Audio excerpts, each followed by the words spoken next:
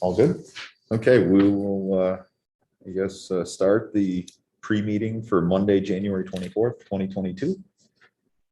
We currently have 4 members in attendance, 3 in attendance and 1 via Zoom.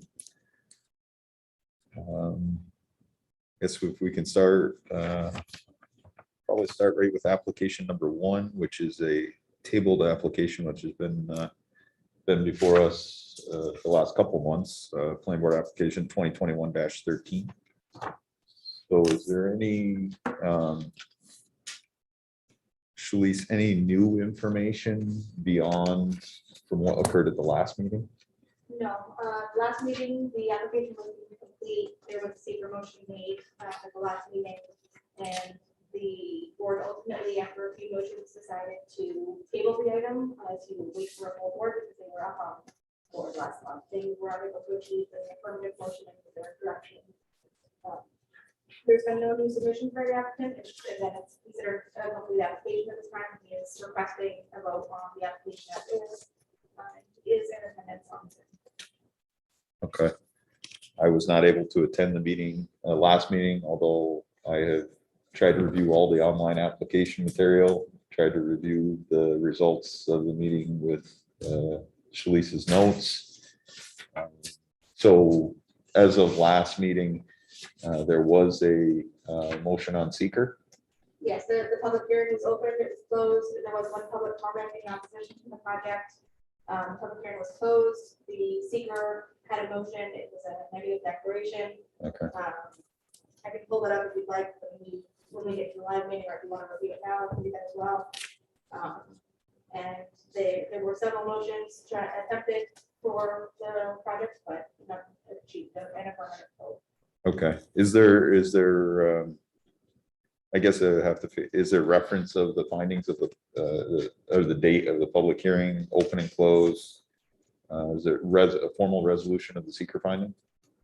Yes, the resolution has, sorry, the secret finding did have resolution 2021-13A, which is why it's not appearing on the agenda, because that item is already concluded. The only item on the agenda for the table item is the resolution on the project itself. The draft resolution was in last month's packet. I'm sorry, I forgot to put that down today. Yeah. But the draft resolution was in last month's packet. I can bring that up if you guys would like to review it. And that's again, that's the standard approval template that we have for any project. If you guys choose to deny it instead, you can use that same resolution number, just alter the language in the resolution. Okay. Okay. And as far as once again, all the application material that was posted before, that's all the current. Yep, And nothing has changed, nothing new. Yep. Okay. Well, any discussion on this item? Anything to Anyone? add? I guess just to be clear, the motion that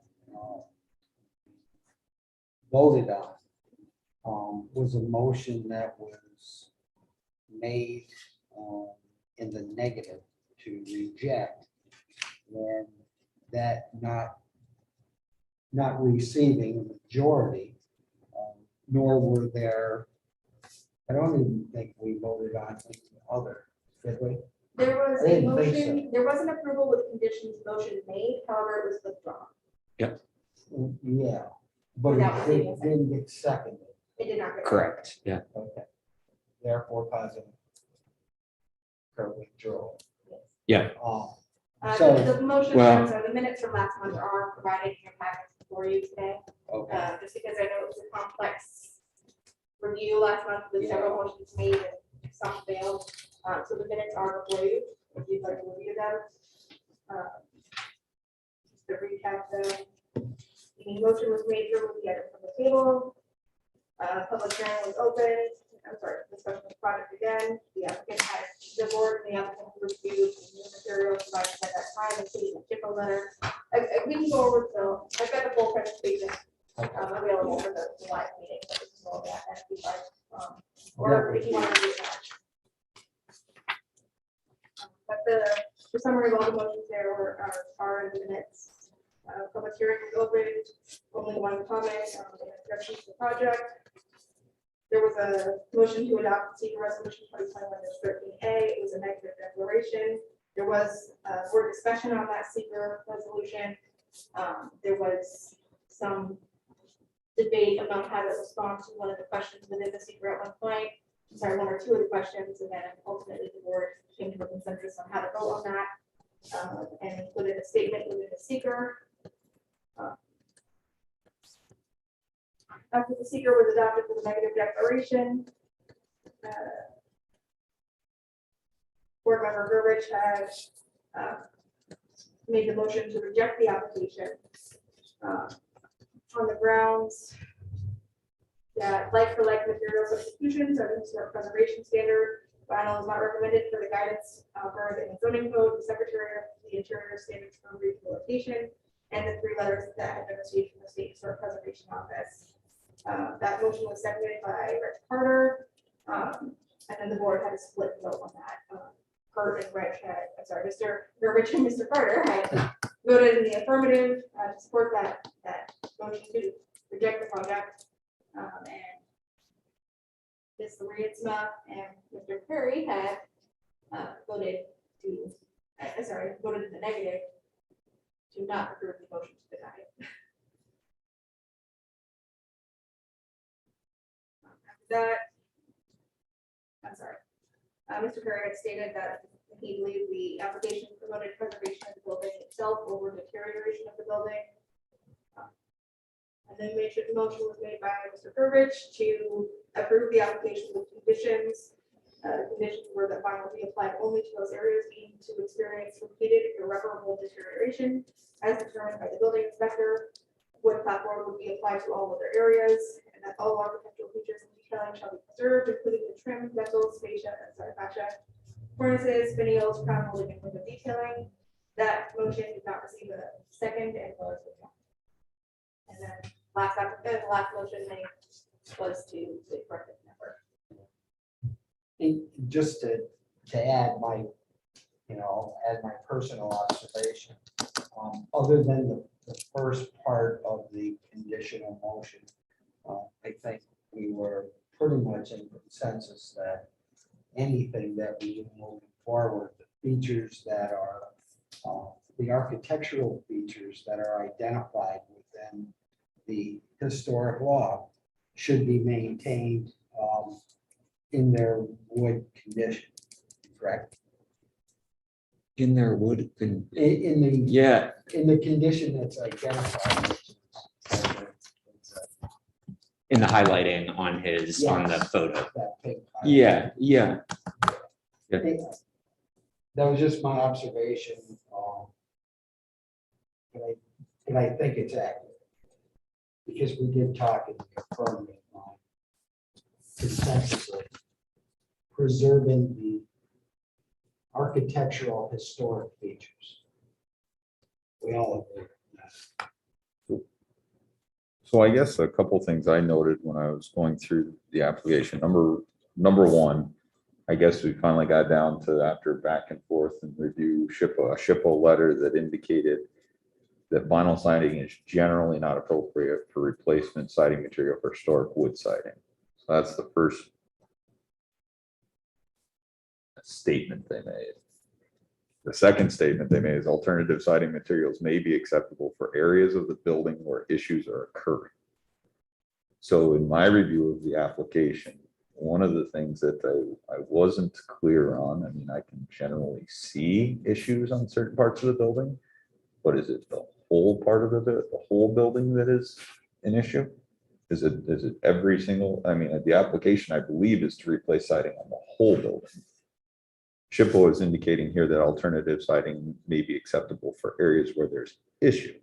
So that seems to me to leave an open-ended item here in terms of what, SHPO's review is saying versus what the application material gives us. Second item I see with that is, whenever we've gotten to this point, we can go back and look at the historical file of our applicants, and we've required a plan. I can go back to look at, there's Court Street right down the road, which I believe was owned by Mr. Champagne. He had to go hire an architect and develop a plan for window treatments and things he wanted to do that were outside or were questioned. And this was before the board started referring applications to SHPO. Same thing with the gentleman on Brinkerhoff, I believe it is, had an apartment building. He wanted to do the same thing. And I think the gentleman owns the D&D Meats. Can't remember the name, but again, we referred him to a plan. There's also the legal aid. They've done a couple improvements to their building. We, again, referred them to developing a plan. Whether that's a designer, either way, it was a formal plan. I sort of think that's one item that might be recommended in this case, where SHPO is recommending that it's not the whole building can be vinyl, but there's areas that it might be, and alternative siding materials might be appropriate. Need a plan for that. Second item with that is historic features. What do we deem historic features? I can't tell you on this building. I mean, I can't tell you every single historic feature. If we're going to say something like that, there should be some type of plan for the code officer to enforce whatever findings we make. And the only way I can say that you do that is to identify. Can I just respond to that? Yeah. We did have a submittal by the applicant Mhm. that highlighted the features that we had discussed. It was quite thorough. Do you have the submittal? I have Sharice? all of the materials. Okay.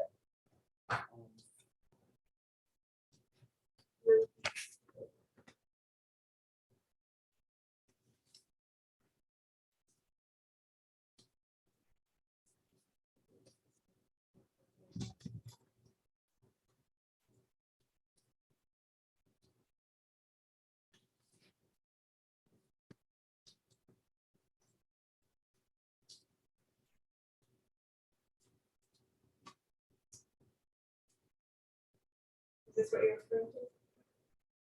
Yes. I don't know if that was a previous submittal or if that was added to this last month, but our point of discussion were the features that were highlighted.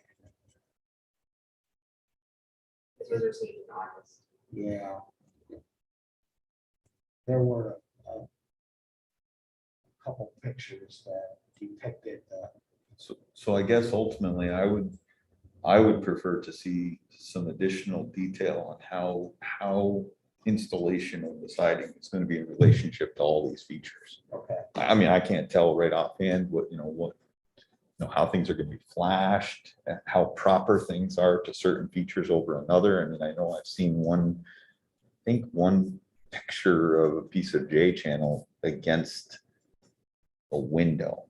But after that, I don't know about all the rest of these features to, straight vinyl. I'm not sure how the detail affects it in terms of the architectural feature. So I guess this is a good starting point. Yeah. The other thing that, and I guess the third thing I noticed, which would go a long way, is I can identify with the applicant's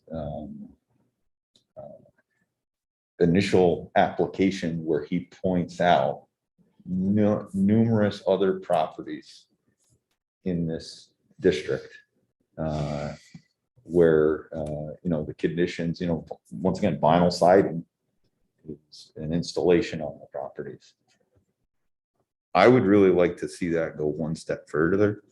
In addition to just identifying the property, I'd like to see the background information of the property.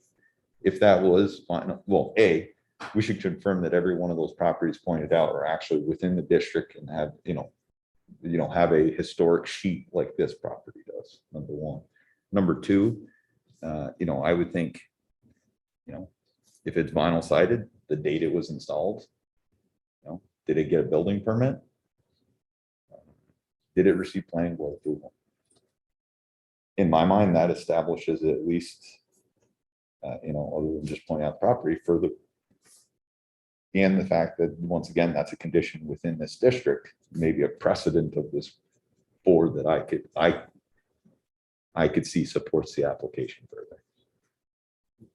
Though then the flip side of that is we would want to know about all of how the historic homes that have asked for vinyl siding and have not been granted it, right? Or the homes that have opted to go with wood over the past, right? Because if the only precedent we're using is the approvals of vinyl and not the disapprovals or the voluntary decisions to go with wood, then we're only looking at half the story. And I think that sort of goes along with the consistency. Once again, the Yeah. planning board has decided to ask ask applicants to go to SHPO and get recommendations.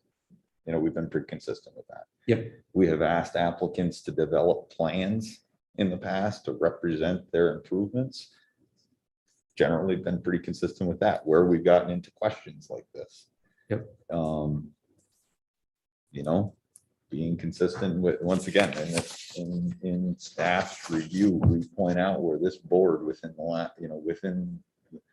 last 2 years had a similar applicant come in who had wood clapboard siding, wanted to do vinyl, and I don't think they ever made it past SHPO submission, and they had well, I have not gone back and looked, but according to staff report, they had a similar SHPO finding to this applicant. So consistency, I think that's something to I to look guess at I as well. need a little bit of help in understanding what is it that the board, the guidelines are trying to achieve. Understanding the fact that some of these buildings were constructed 100 years prior to a registry. If you're trying to preserve history, we don't even know what the history is. Some of these properties have been changed and altered. The homes constructed in the 1800s were constructed not according to any building code, not constructed to follow the city's construction standards, because the city didn't even have a building department until the 1950s, 80 years after some of these properties were constructed. So what is it that we're trying to preserve? Trying to preserve a snapshot in time? Or are we trying to preserve the actual construction? So I'm going to need help trying to figure what is it we're actually doing in historic preservation. I know that.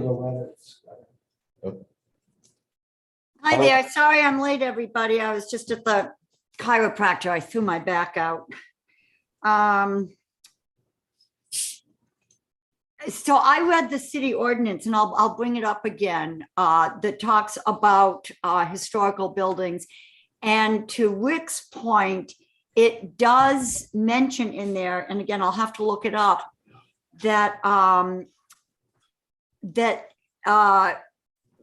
consideration is to be taken with respect to what the buildings are being used for now. And it says if the building, it allows for the fact that the function of the building may well change over time. It may go from private residence to retail to whatever, and that it would seem that that is something that when we're submitting letters to SHPO for their review, that's information that should be included. For instance, in the case of this property, it's gone from being a private residence, and then we don't know what happened to it from when it was first built. There are no records as to whether or not it, was it an inn at one point? Was it a retail establishment at another point? And now it's college student housing. So it is functioning in a different capacity than it was when it was constructed. And to that end, unless our historical homes that have been designated as belonging to the historical association, do they have to revert to their original function? Because that's, in our discussions, it seems like that's what we keep trying to hark back to.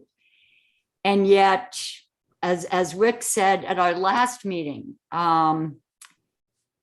that's, over the years, that's not necessarily, changes have been made to these structures over and over again to accommodate different functions that the buildings have served. And it would seem to me that that's something that needs to be taken into consideration by SHPA. And I don't know that that's some of the information that we provide SHPA, because, as far as SHPA knows, it's, we're still talking about a single family house that has always been a single family home. And we, as a home that is part of the historical association or whatever the designation is, that's what we're trying to preserve. But that's not the real story. That's not where that building is today. Yeah, and I just want to add one statement to that, Loretta.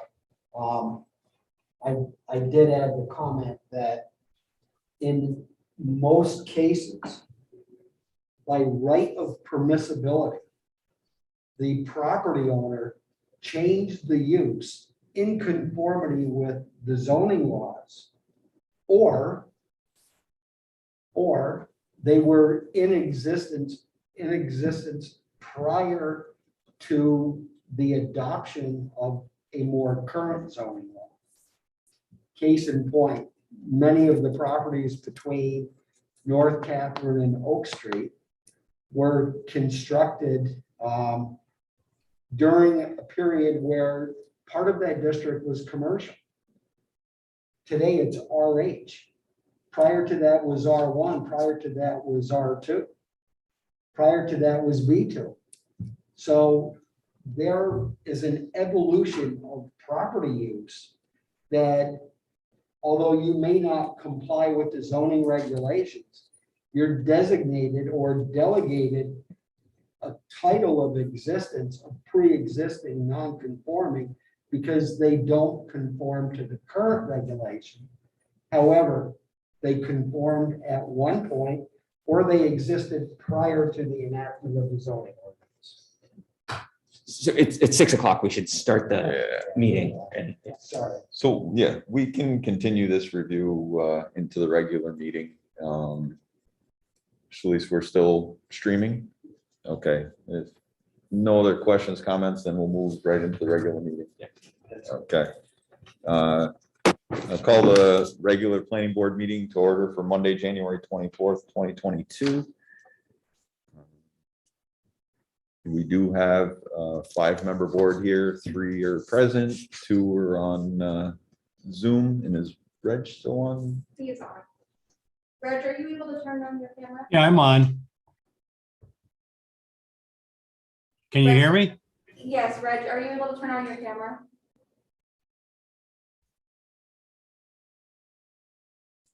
Thank you, Reg, sorry. Okay, thank you. Louise, can I have a roll call? Chairman Phillip, Here. Rick Perry, Yeah. Reg Carter, Here. Kurt Burbidge, here, Loretta Reesma. Here, Okay. If we can all rise for Pledge of Allegiance. Pledge of Allegiance. to the flag The United States of America, and to the republic which stands one nation, under God, with liberty and justice for all.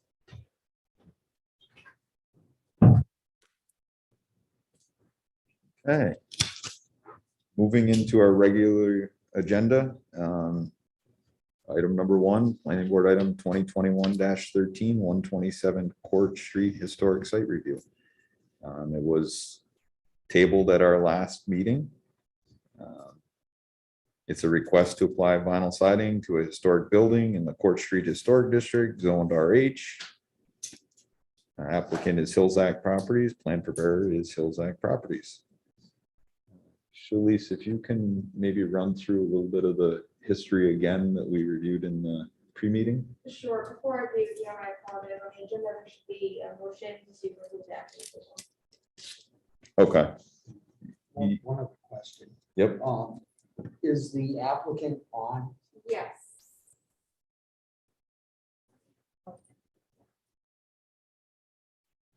Thank you.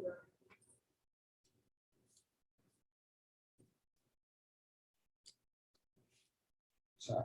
No, all Motion. so I guess, do I have a motion to take the application off the table or to reopen the application? I'll make the motion to remove from the table the application 2021-13, 127. Do you have a second? I'll second that. Second, Kurt. Roll call. Rick Perry, Yes. Reg Carter, Yes. Kurt Burbidge, Yes. Loretta Reesinger, Yes, Jim Abdullah. Yes. Okay, we're officially hearing the application. Shalice, if you can just give a general summary of what history to date.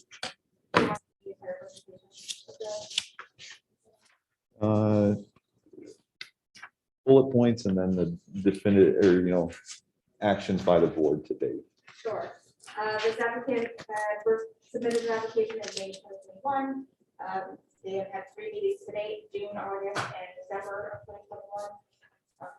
The board had initially reviewed requests for vinyl siding to replace the entire siding in the house with vinyl. The applicant was requested of the applicant to provide more information. She was responsive at the time was that vinyl is not an appropriate replacement material. The board had asked the applicant to provide information on the water damage issues that they were having as reported at the time. The applicant came back with more information. SHPO's response in August was again that vinyl is not an appropriate material and had recommended that the applicant pursue a suitable replacement material. They have recommended cement fiberboard. Between August and December, the applicant had done research on that. In December, they had submitted towards the end of November, they submitted their final application for December with a breakdown of cost differences and terms over the installation of cement fiberboard as well in place of vinyl. SHPO's response in December, if we read it, is that vinyl is generally not acceptable, that replacement to the areas that are affected, an alternative material may be appropriate for those locations only. At the meeting last month, the board had attempted to make several motions. The first motion was to deny the application. It did not achieve an affirmative vote of 3 members. The second motion was to approve the application with conditions being that vinyl be placed only in those areas that see the most moisture damage as reported by the applicant and as confirmed by the building inspector, of which areas would be confirmed by the building inspector. Wood would be utilized elsewhere for replacement, and the architectural detailing would remain unchanged. That motion failed to receive a second and was withdrawn. The ultimate, after much discussion among the board, the ultimate motion was to table the item until such time as there was a full 5-member board available. That's the bullet point. And we did open public hearing for comment and close the public hearing at our last. Yes, I'm sorry. At the December meeting, the public hearing was opened. 1 public comment was received. It was in opposition to the project. Public hearing was closed. The seeker determination was made. A negative declaration was adopted by the board, a very unanimous vote, and no no vote on the project. Okay. I was absent at the last meeting, however, was at the prior meetings of this presented application. I did go back and look at the new information presented, as well as try to review the staff findings and discussions of the last meeting. And then also we have the summary here today to be informed on the application and current standing. So with that said, we do have the applicant here for.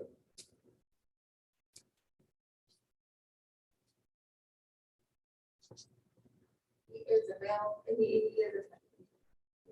I don't know if he has anything he wants to add. Well, so if I may, at the last meeting when we tabled this, the applicant specifically asked if he would have to make a presentation or, right, no material, and we said no. That was a big Okay. point that we talked about, that this has been discussed at 3 prior meetings and that nothing has changed. So I'm happy if the applicant wants to make a presentation, but Okay. I don't know that it's necessary. I was gonna say at this point, if you discussed with the applicant at the prior meeting about no further presentation on their end and they're on. Yeah, maybe we should you- clarify that nothing has changed and the applicant is just asking for a determination. If the applicant can I would agree. communicate. Mr. Lattenville, are you able to make a comment?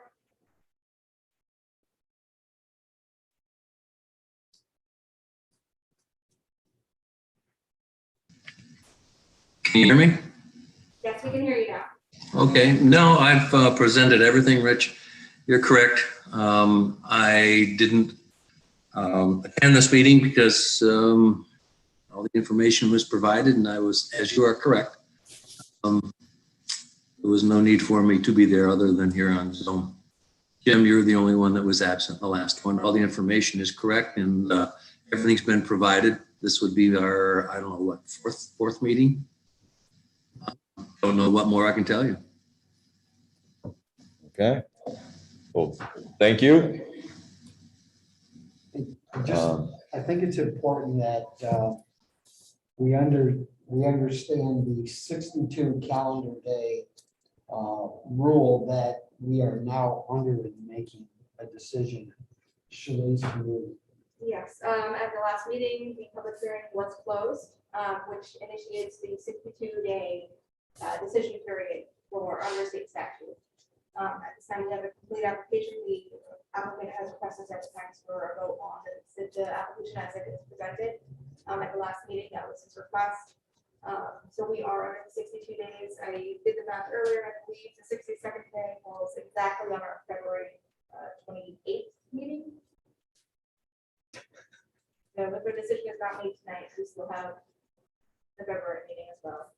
So it does fall one, so there's one more Yes. meeting. Yes, it falls on that day, so that there is one more meeting that could happen.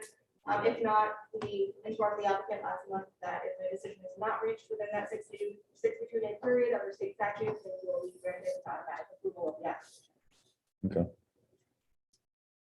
Okay. At the pre-meeting, I believe, Kurt, you were last one who was had a discussion point and then got cut off. Sure. So I was just getting ready to respond to the conversation that we were having, right? The use of the property here is not in question, right? And historic preservation is generally not about the use, and the letter we have from SHPO isn't about the use. It's about the historic features, about the building material. Uses do change, but historic features don't have to. And so I just want to be clear that I don't think the use of the building and the conversion from one use to another, which is really minor in this case, it's gone from maybe single family, where we're not even sure, to multi, and we don't know what happened in between, or if it was ever single family. But I think the use here is a distraction.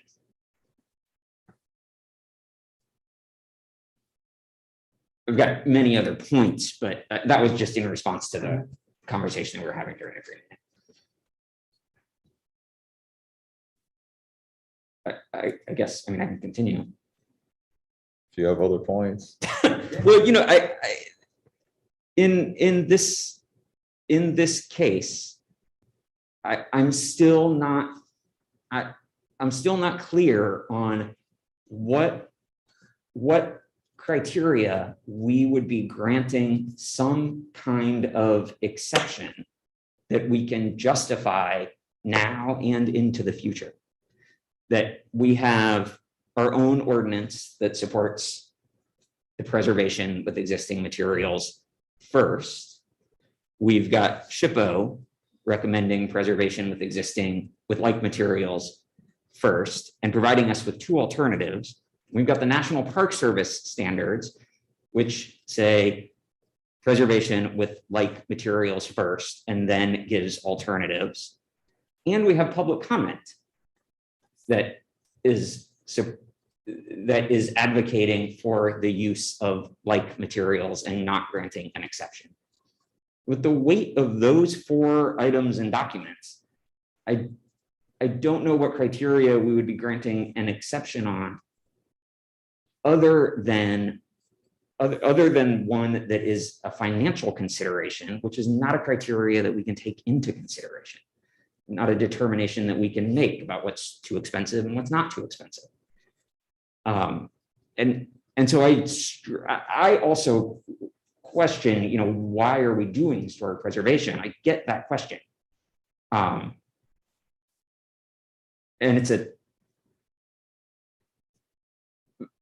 but I think that's not the question that's before us. The question before us is, what's the material and how do we protect architectural features?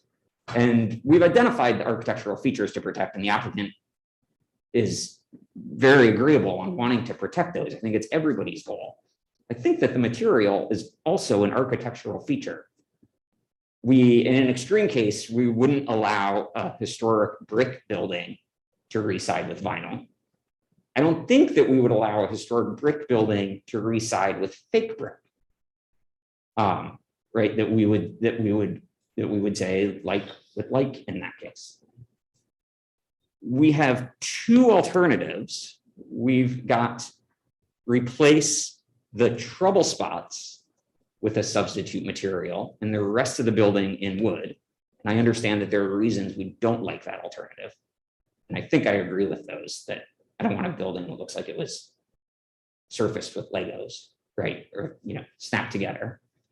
And we have the cement board option. I haven't heard an objective reason that we're ignoring both of those and considering vinyl other than the financial consideration.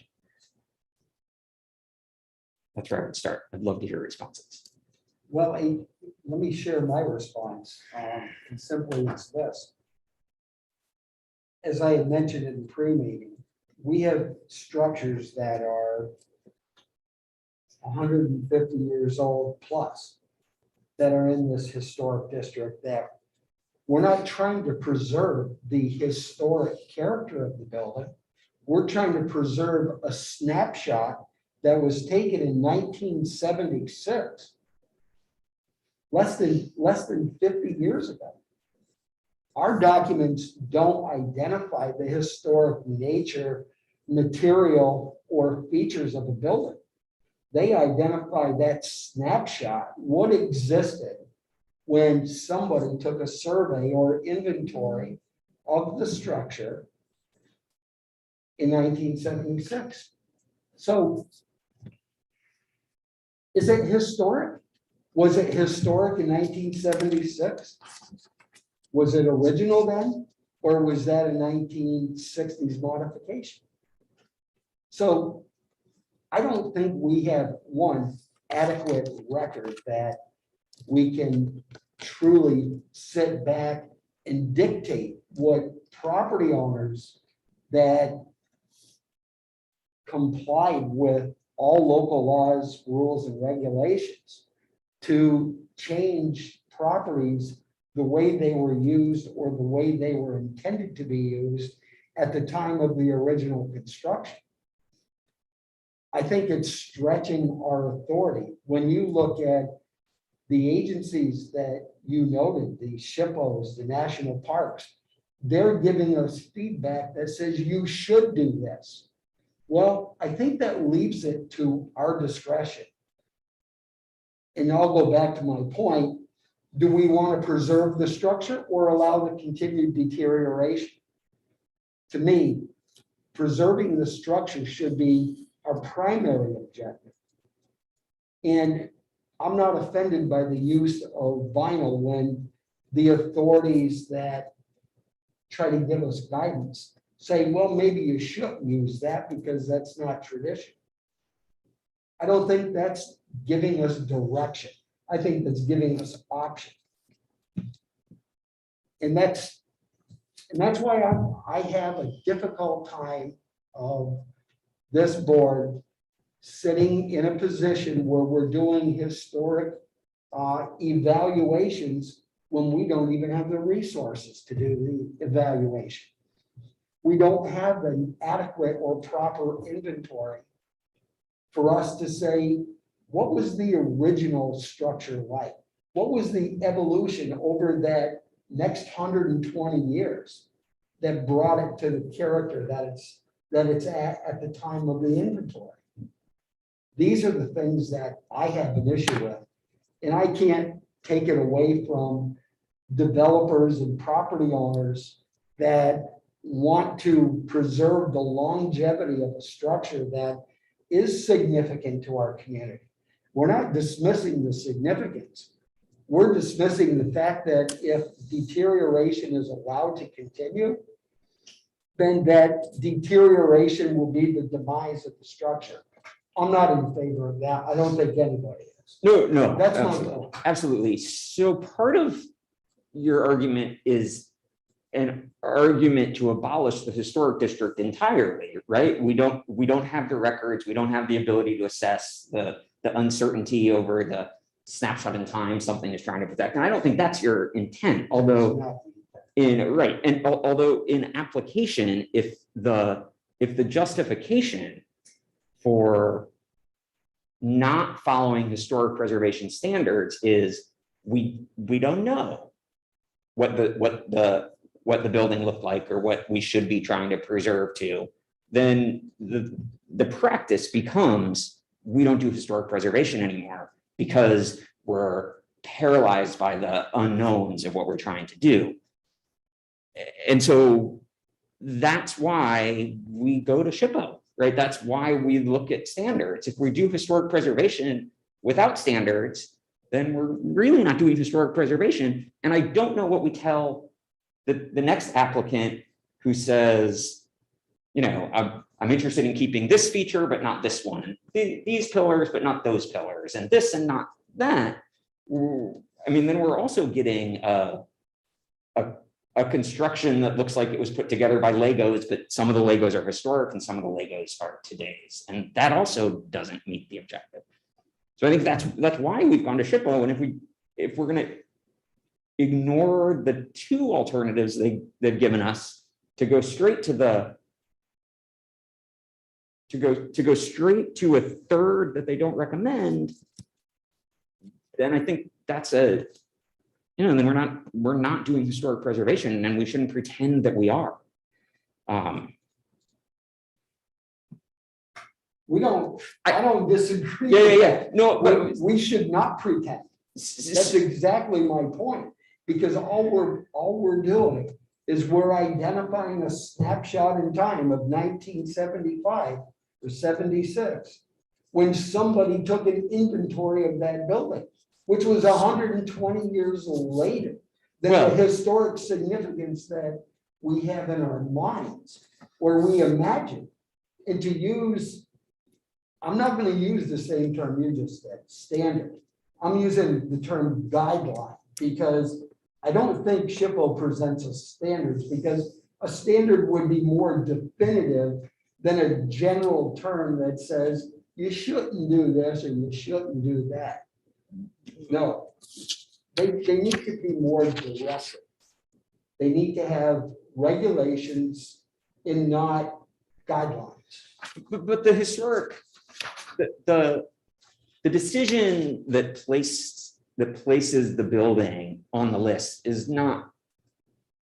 I mean, the person who makes that analysis assessment is trained in historic preservation. It's gone to a state agency that's trained in historic preservation. So I think calling it a snapshot in time or or just kind of a haphazardly done assessment is, to kind of ignore the field of historic preservation. I mean, this describes the features of the building. It describes the This is the material. inventory sheet. The inventory sheet was done, what year does it say, Shalice? 1981. 1981. But that's not to say that in That's 1981, the person didn't know what they were 130 years after doing this. when they wrote it. I'm not dismissing that these people are experts in their field. I'm dismissing the fact that going beyond what it says in this inventory is truly the historic character that these people felt we should be trying to preserve. And I'm not even sure, it's been a while since I looked at it, but is siding even on this thing?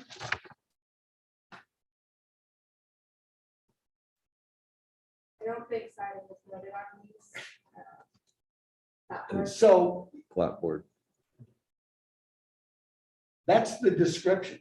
The historic significance falls a little bit further down the line than this. Yep. So what we're saying is, because we're planning board members, we should apply our own judgment as to what we think might be significant historically. Believe me, I'm not disagreeing with this community having a concept of preservation, but to what standard is where I'm concerned.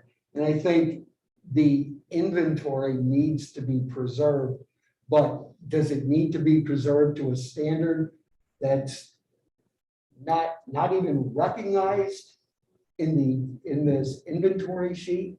Or should it be something different? And there's where I have a difficult time with, a board that has inadequate tools. And there is no board that has adequate tools to preserve that true historic intent that all these regulations are meant for. So I think we need to come up with that balance. Well, what is the tool? I mean, what other consideration would you put into that tool? Like, what's not being considered? What's not being considered that you want considered?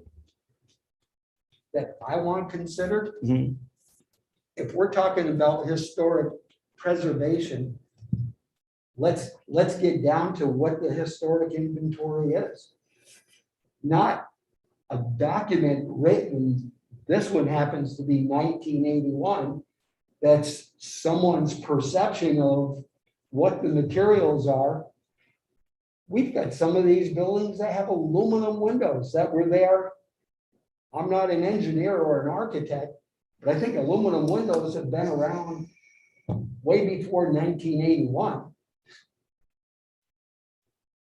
So looking at a structure and looking at the inventory within that structure today isn't a proper representation of what makes that property historically significant in structure, in architect, or in use. And I think getting to Loretta's point that she made earlier, use does play a factor in here because our regulations identify specifically property use. And I'm sorry I can't quote you, Loretta, but as to what you were referencing. Well, actually, Rick, and I'm not interrupting, but I actually brought up the regulations that I was referring to. If you want me to read from it. I think just putting it in the record would be a good idea, Loretta. All right, well, I'm reading Article 5 of the supplementary regulations of part 3 of the general legislation zoning code for our city, the historic sites. I guess it's 360-32. And number 6, deteriorated architectural features should be repaired rather than replaced wherever possible. I mean, we're talking about a house that has multiple areas where there's rotten wood.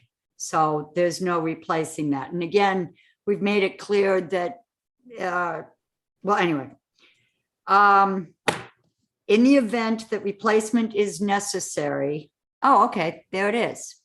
Yeah, in the event replacement is necessary, the new material should match the material being replaced in composition, design, color, texture, and other visual qualities.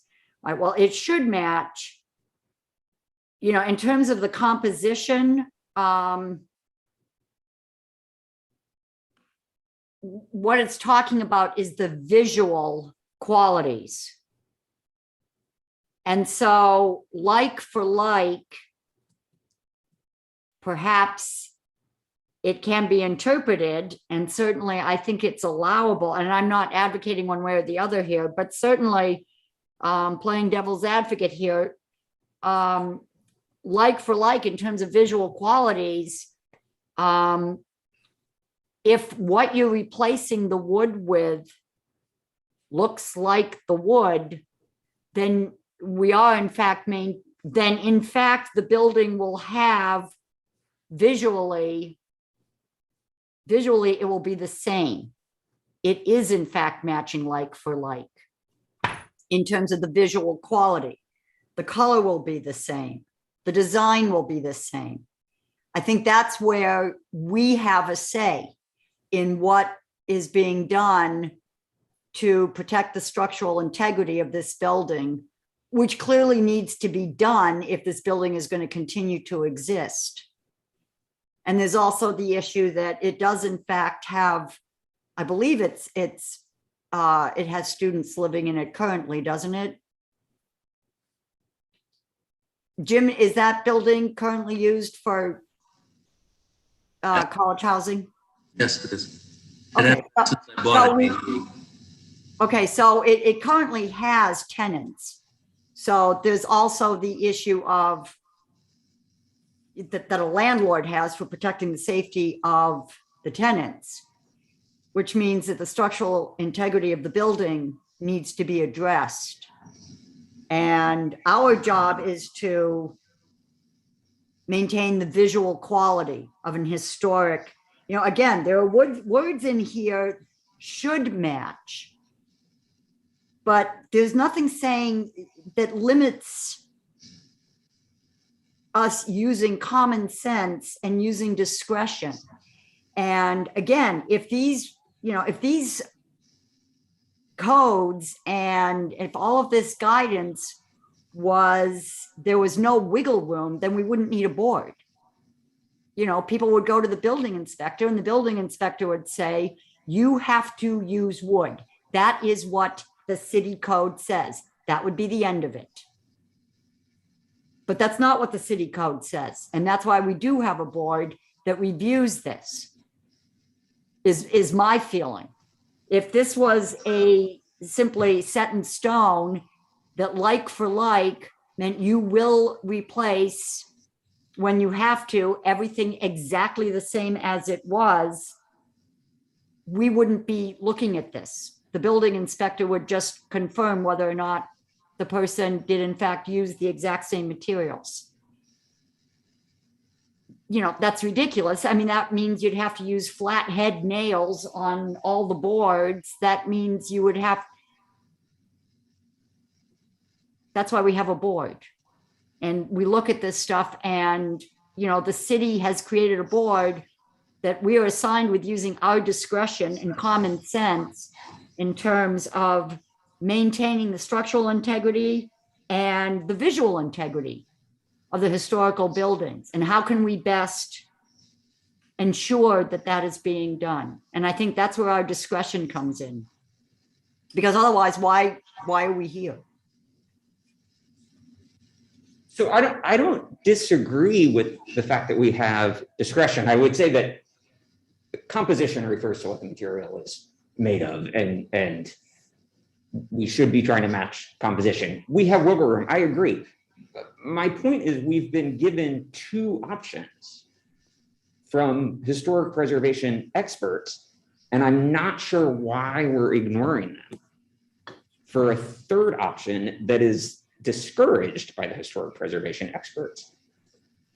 No, I haven't gotten a clear explanation of why we're skipping options 1 and 2 and going straight to the discouraged option 3. My perception is because we're looking at the cost, and that's my perception. And that's where we have to say, are we going to allow cost to be a factor? Because if the cost is so prohibitive that the building is not going to be repaired, and our decision is going to mean that the structural integrity of the building is going to continue to deteriorate, that's the decision we've made. We can't make someone replace like for like. If we're looking at trying to protect the structural integrity of the house, you know, there are a lot of factors. What is it worth? What is the home itself worth? What's the liability? Right now you have people, you have tenants, which means that their safety has to be considered. You can't have a building that's crumbling. And so those are things that I believe we need to be looking at. Or if we want to take the long view, you have to do like for like, then, oh, well, that means nothing gets done. And we've made the decision that we're okay with nothing being done. And I realize, yes, that sets it up so that everyone who lives in a historical building can say, fine, either I do it my way or I'm doing nothing at all. What do you want to have happen? You know, that's why we do it case by case. I'm gonna make just one more point. If it's like for like, what do you do in the situation of the Hartnett House next to the YMCA that's sited in Cypress? What do you do in that case? Do you apply a less of a standard? Because there is no equal to it. Cypress is, I don't even know if you can get Cypress sited. Can you get it, Aaron? For a lot of money. For a lot of money. You got So- There are variables, and I think, to me, the point is, you know, the exercise of discretion, what is acceptable. I think that's a determination that each of us has to look at, evaluate, given the information that we have, and make our goal accordingly. That's Yes. what I see. And if nothing else happens with this, I hope that we do look at historic preservation, you know, in the position of this board. What kind of standard is it that we're trying? I don't have the discretionary standard that we're allowing to influence our vote. We don't even know it. We don't even know what investment in this community these people have. I appeared before this board and I was advised to go to the authority. You know what the authority said? Make do with the material that's in there. We're talking window replacement that's rotted. Fix the windows that are in there because they don't want you to use like material. They want you to use that material. And that's not right. Because one, it's not going to promote the longevity of structure, and two, it's not always practical. So we have to apply our standards of practicability and go from there. So one of the problems I see with the discussion so far is that ultimately the guidelines we have, we didn't establish them. They were adopted by the community and the common council and handed to us to enforce.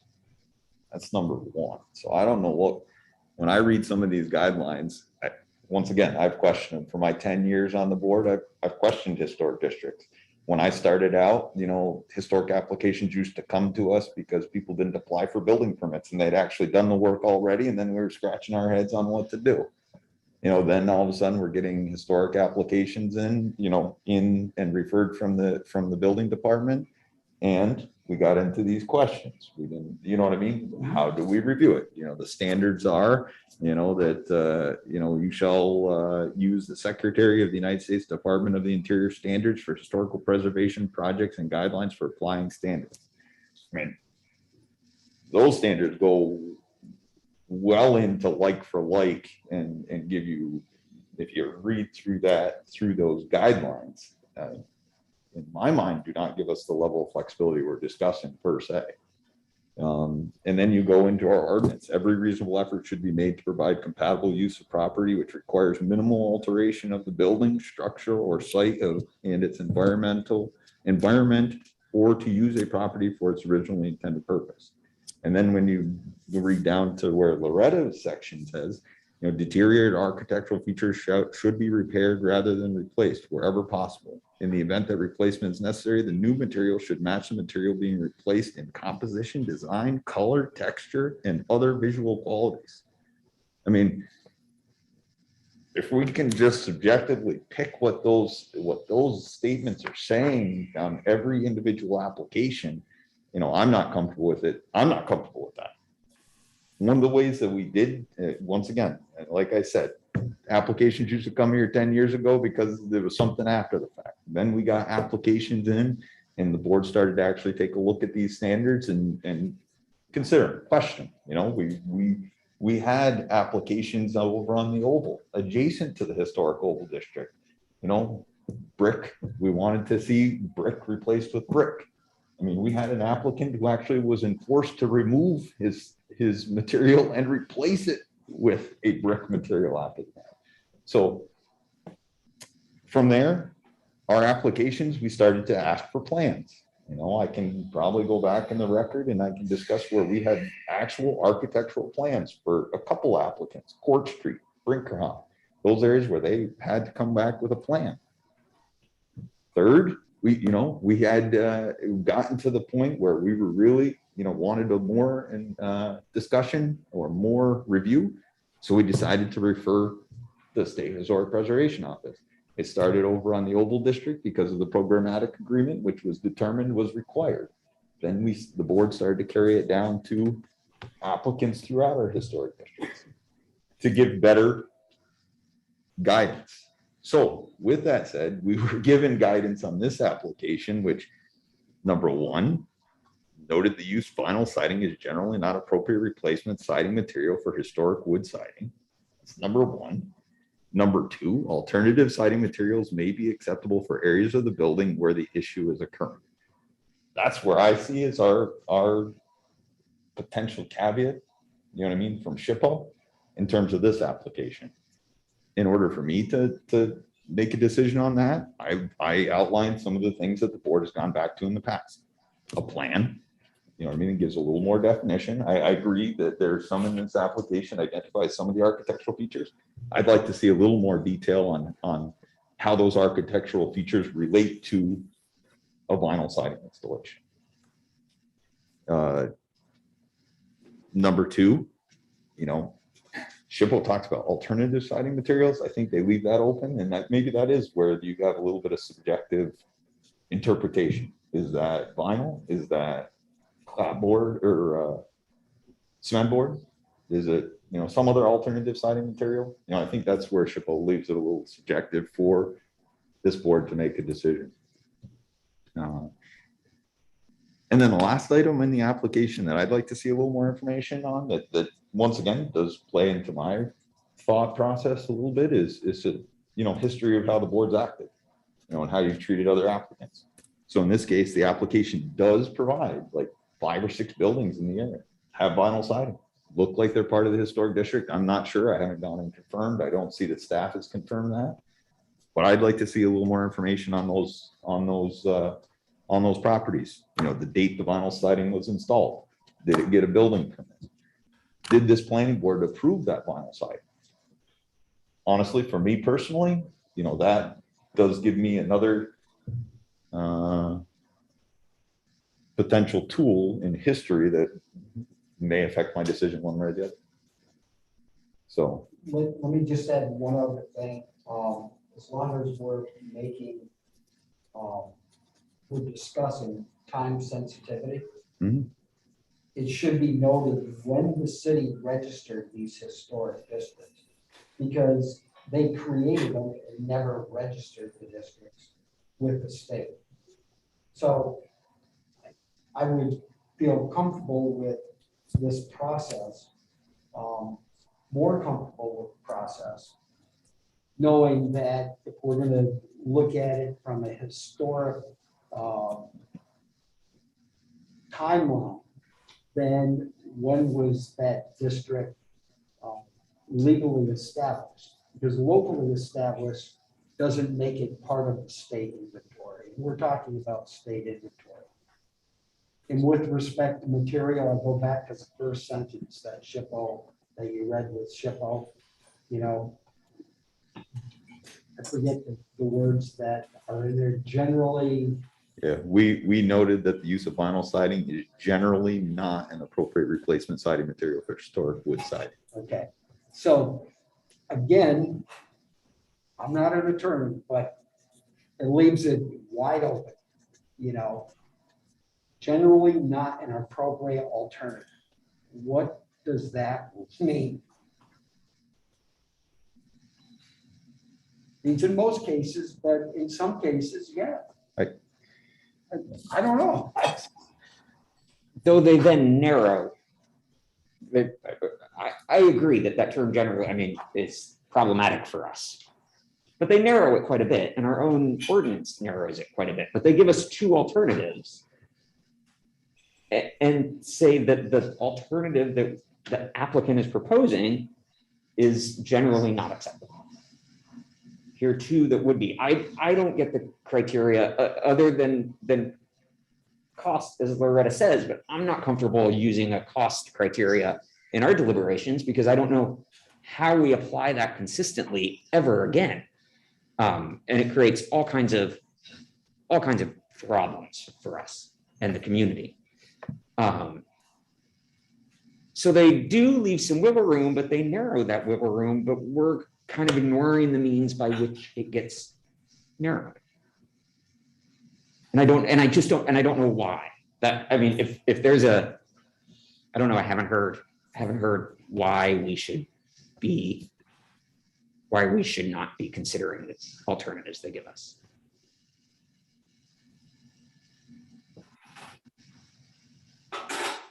Could be a consideration of the applicant. What The applicant has, the applicant has not looked favorably at the alternatives and is not presenting those as options. So now are we telling applicants, well, we're not going to accept your vinyl siding, but we'll accept clapboard, we'll accept cement board. I don't know that that's appropriate or that's our role. You know, yeah, okay, SHPO made that an alternate material. Is it our position to now be dictating to applicants what they have to use? And we've definitely dictated to applicants that they have to use wood replacement windows. We've dictated that they have to use brick. We've dictated that they have to do all kinds of things. Well, I mean, it is our role to tell applicants what they need to do in order to get a building permit. If I could just say, in this case, Rick brought up a great point, though. I mean, SHIP has already created wiggle room because they're talking about a totally different product being used. Cement siding is not the equivalent of wood siding, and yet they offer that up as an option, which means they are not endorsing and promoting like for like. They are it's their idea of what they would like to see. But at the end of the day, it's definitely not like for like. And so, who gets to make the decision of what replacement material is going to be appropriate? I don't know. They're the ones who said it's generally more acceptable. You're right, Kurt. It means, do we dictate that? I mean, we either say we're going to go even further than SHPO, and we're going to say like for like, or you're not allowed to do anything. See you later. Or if SHPO is okay with saying what alternative materials are okay, well, that just don't, I mean, again, even they are abandoning like for like. So yeah, it's, their guidance really is as wishy-washy as, because they're already saying, yeah, okay, so it doesn't necessarily have to be like for like. One thing I will say is this board definitely did or has established the precedent in the past, when an application is maybe less defined than others, like for like is something that this board has accepted. You know what I mean? If you were going to replace a column, and I believe I remember a gentleman adjacent to the oval to replace a column on his porch. He didn't have exactly the style and dimensioning of the column. This board said, well, if you want to replace it like for like, he actually had the board table it and came back like 2-3 months later and approved it as like for like. I mean, that's something that this board is sort of deemed. And in the meantime, when an applicant wasn't able to say, I'm going to do it like for like, we have asked for more information, whether it be a plan, whether it be, additional supporting information, or most recently in the last couple of years, we've started referrals to SHPO. We've asked in many places the applicant to apply to SHPO. We haven't necessarily done it through staff immediately. The applicant has taken that responsibility on and applied to SHPO to give us the guidance that the board felt we needed to make an informed decision.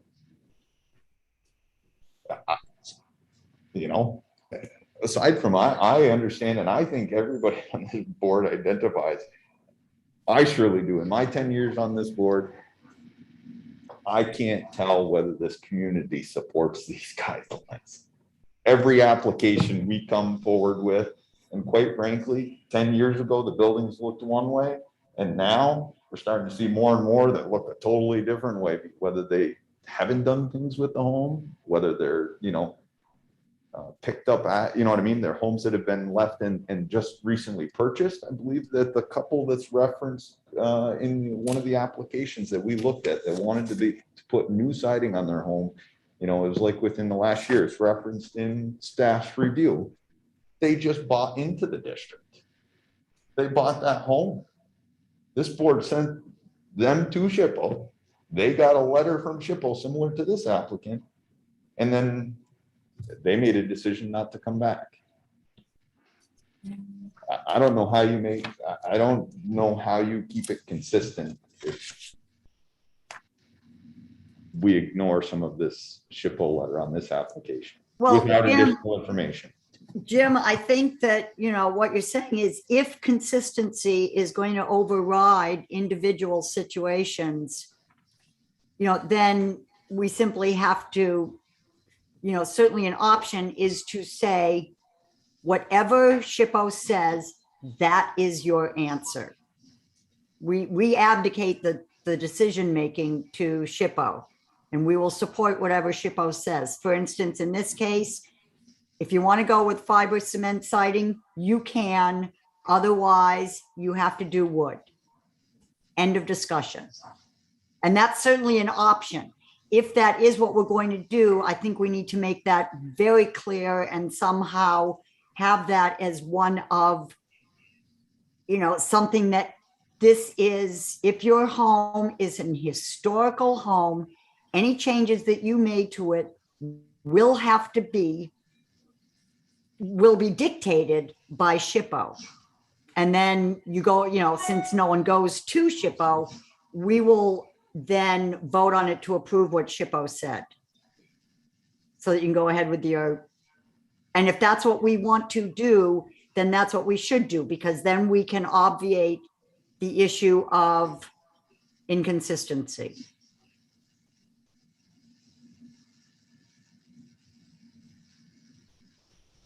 Because you're right, we've got to go one way or the other. Or we say as a board that we want to be allowed to review each particular case before us when it comes to the historic homes and allow for the variables that come into each and every case and make a decision accordingly. Regardless of what SHPO said, we will take SHPO's advice into, under advisement, and then we will apply it to the unique situation of a particular application. So, we can set a precedent for doing one or the other, and we can make it clear that that's what we're going to do. Is what I believe we should do, because otherwise we're just going to keep going in circles. So I'd like to make a motion to move us along. I make a motion on planning board application 2021-15. No, that's not the correct. What is this one? 13, 127 Court Street Historic Site Review. The motion is that we reject the current application and encourage the applicant to come back with an application that takes into consideration our own ordinance, SHPO's guidelines, and other guidelines of historic preservation.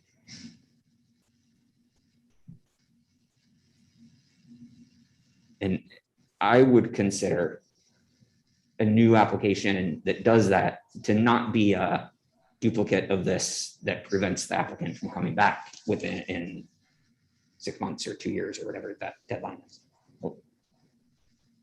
Prejudicial.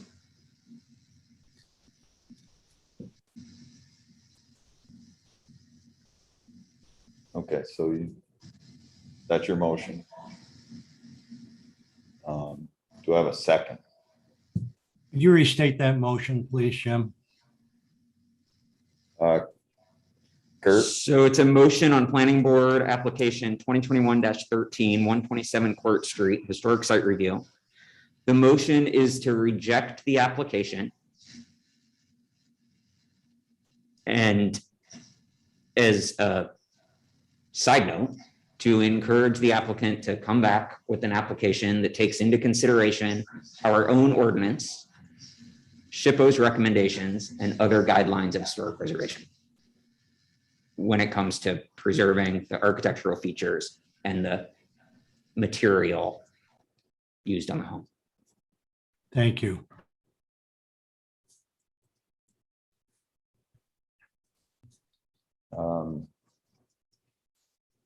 discussion. Or any other- In terms of the fiber cement siding, the current application addresses that. The current application addresses wood, and the current application addresses vinyl. So I'm not sure what additional information would be provided in a new application that we're looking for. It would Can be you a consider adding one other thing to your motion? Clarification in terms of existing structures in that district that are referenced in the application as currently having vinyl siding. Number one, a little more history on that building. Jim, I'm sorry, was there a second to this motion? no, I don't think so No. yet. I don't think there was yet. don't I think Reg just asked for clarification or just asked for a reread of the. I don't think this discussion on the motion until the second. Reg, did you second? No, I just call for clarification, but I am willing to second. I'll second Okay. the motion. Red second it. Thank you, Ed. Thanks, Shalice. And so whether or not you're willing to amend your motion to include information on those properties, or the applicant to provide further information on those properties. If they did have vinyl siding, date it was installed, did they get a building permit? Was there a planning board review, and was that something the planning board deemed as appropriate for those buildings? So I'm willing, though my question is, I don't know if that's the applicant's responsibility to provide that. The applicant provides that, in my mind, the applicant provides that as part of their application as reference. So I disagree. That's information that should be provided. If you're going to ask for that, why should I have to do your work? Look, I don't want to be, I appreciate everybody's concern, but I will not do work that is over and above everything that I've done presently to answer the present questions. If you want research done regarding the history of each property that I've already provided photos of, I suggest, or I'm willing to provide a source. Perhaps the city can do that through their own building inspector's history to do that. I find that a bit objectionable and prejudicial in order for this motion to occur. And I find it directed toward that purpose.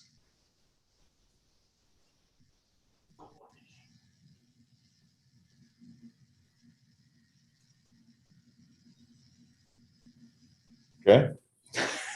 Ultimately, I guess if you want, Yeah, I hear you, Jim. if you want to leave your motion the same, I see that in my discussion as supporting information. I believe the city departments will support the applicant in assisting with that information.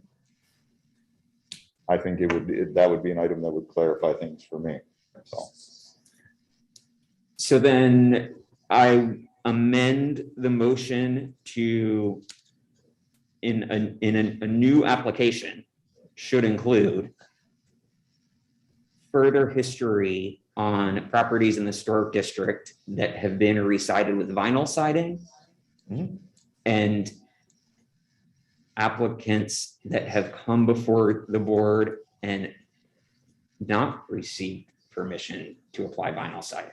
or have received permission. Or have, right? So I guess it's the history of vinyl siding application of historic district. Who will provide that information to you? Shalice is shaking her head, Mr. Lattenville, that the city will support doing their research. I don't want to put words in your mouth, Shalice. Right, we will assist the applicant with that, however. Sorry, I can't hear you. We would assist the applicant with that request, however, I would request that the board clarify that. Are you seeking only properties you mentioned in his initial application? Or are you seeking a full history of all vinyl sided properties in historic districts? If so, we will run out that 60 days. There's no way to get that. But yeah. As far as I'm concerned, it's the properties that are identified within the application. You can identify other properties, or the applicant identifies other properties. That's fine.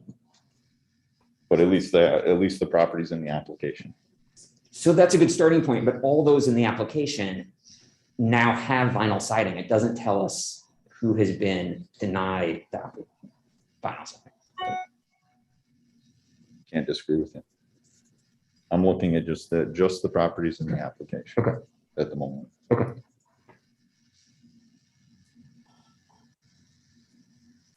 So I support the amendment.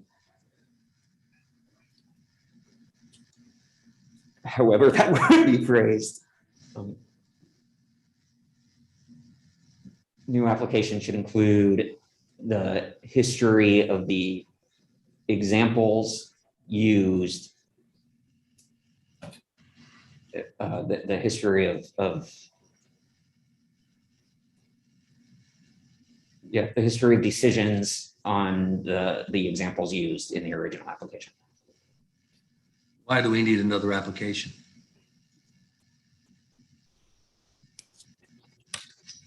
Well,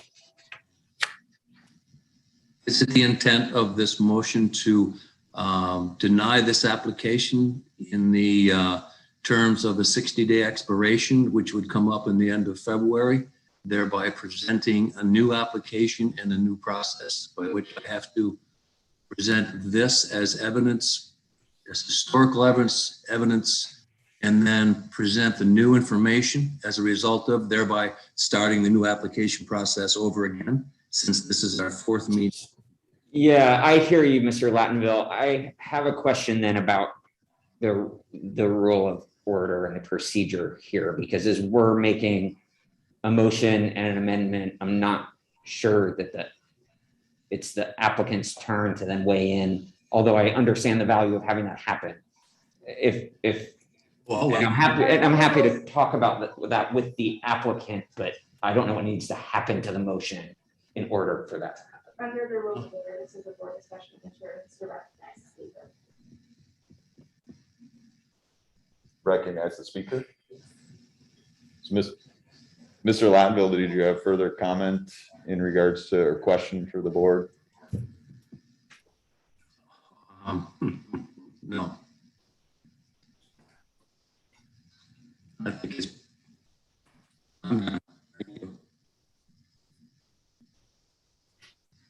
heard no. That's all. Okay, There was more, but it was.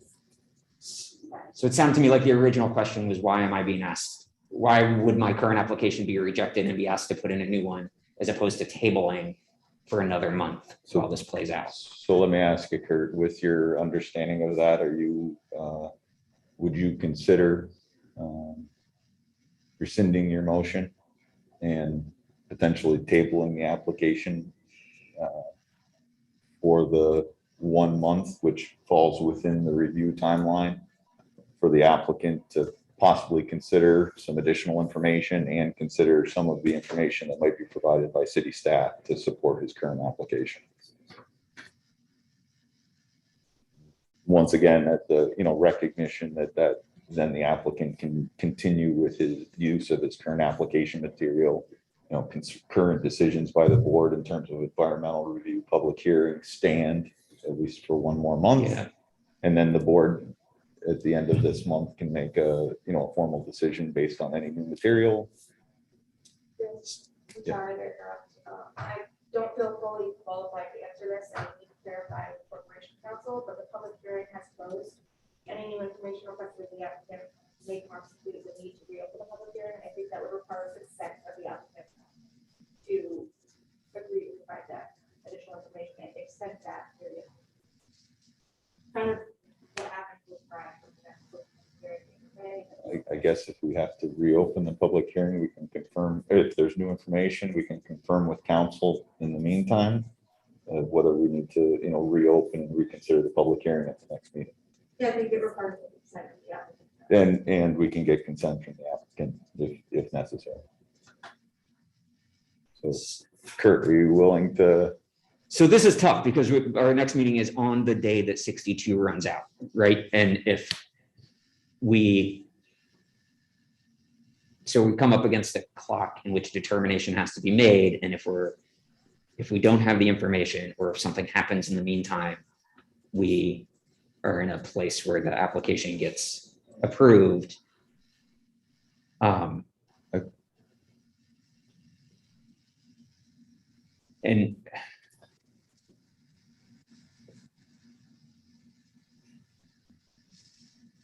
it's my belief that the applicant deserves a response in a timely manner.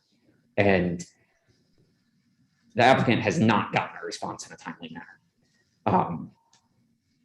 And I feel terrible about that. And I don't think it respects the applicant and the process well.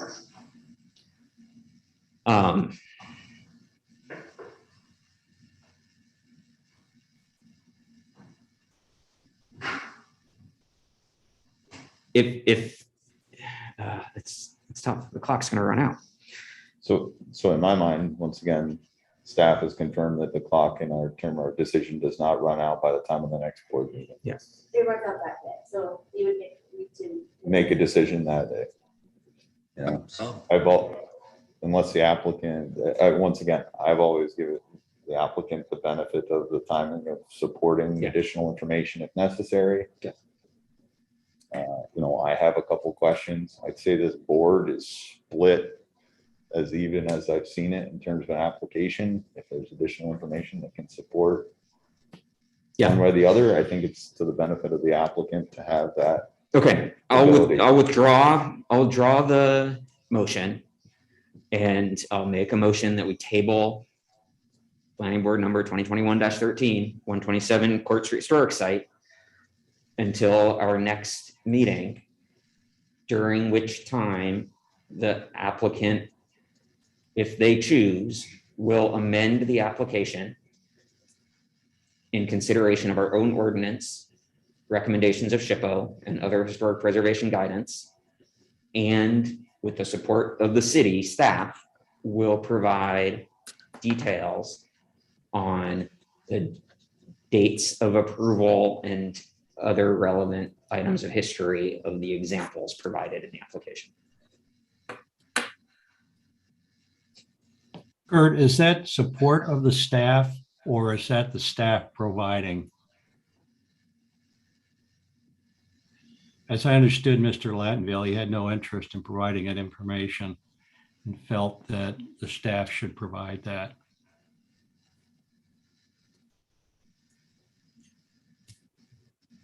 You have a second?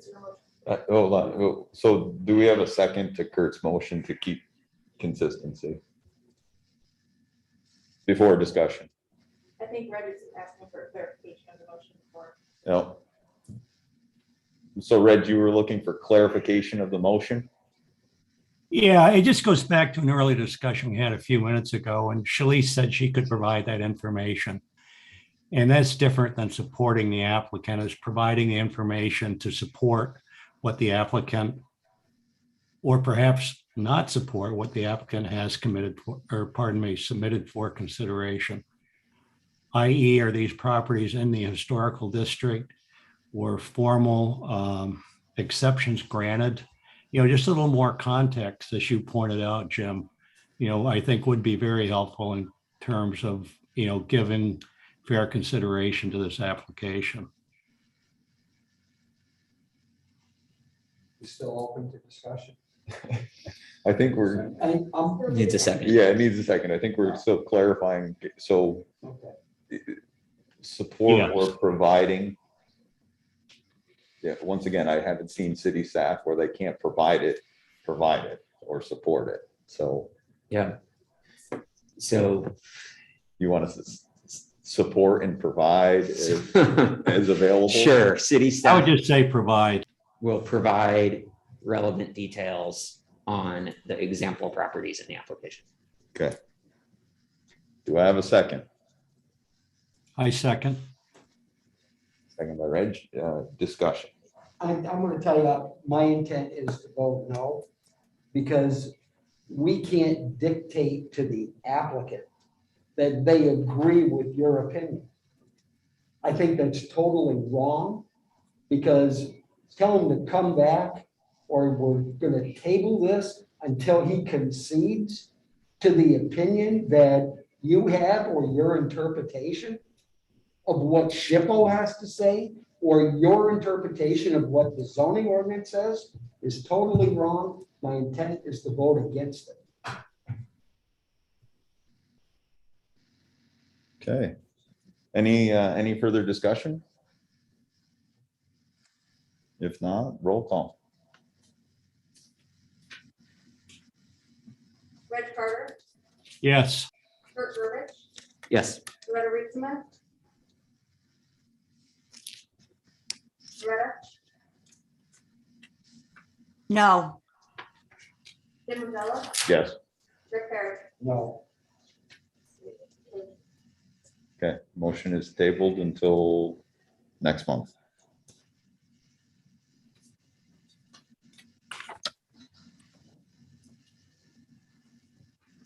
Moving on to, I'm sorry.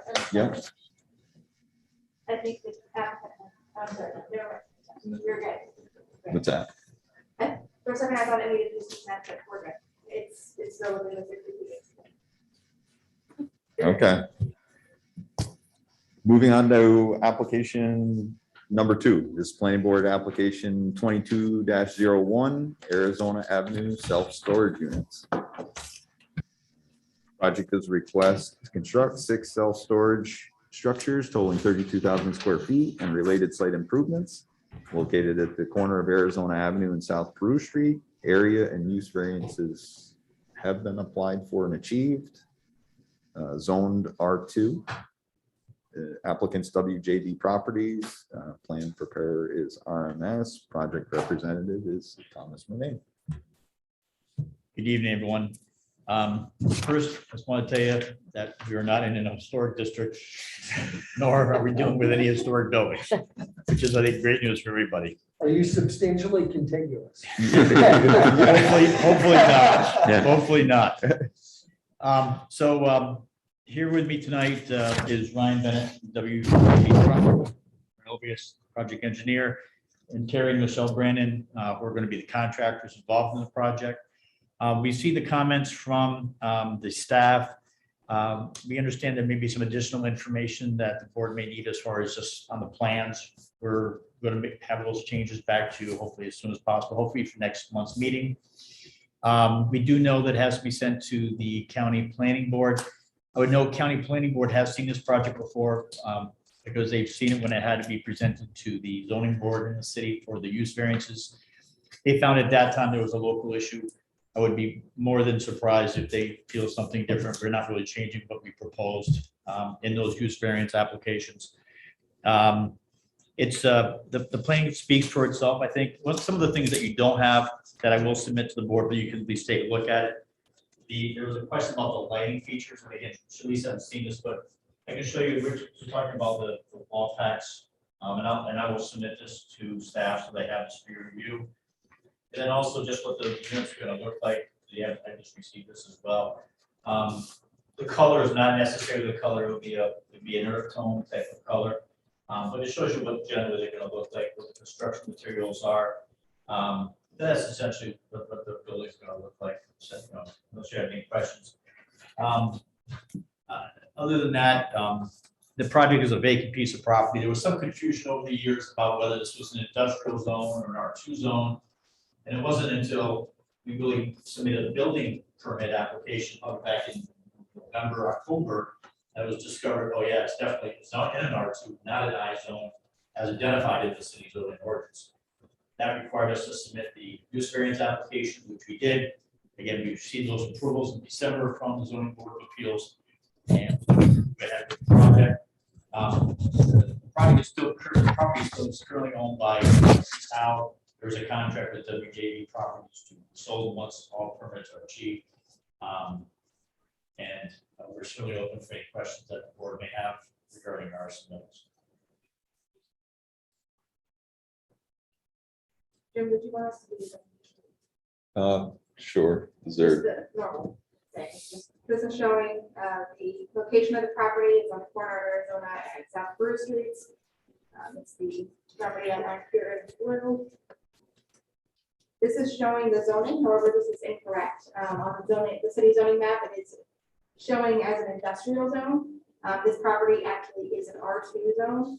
The applicant has achieved a use variance from the zoning board for the use that they are seeking. There is in your packet, and I apologize for the red average.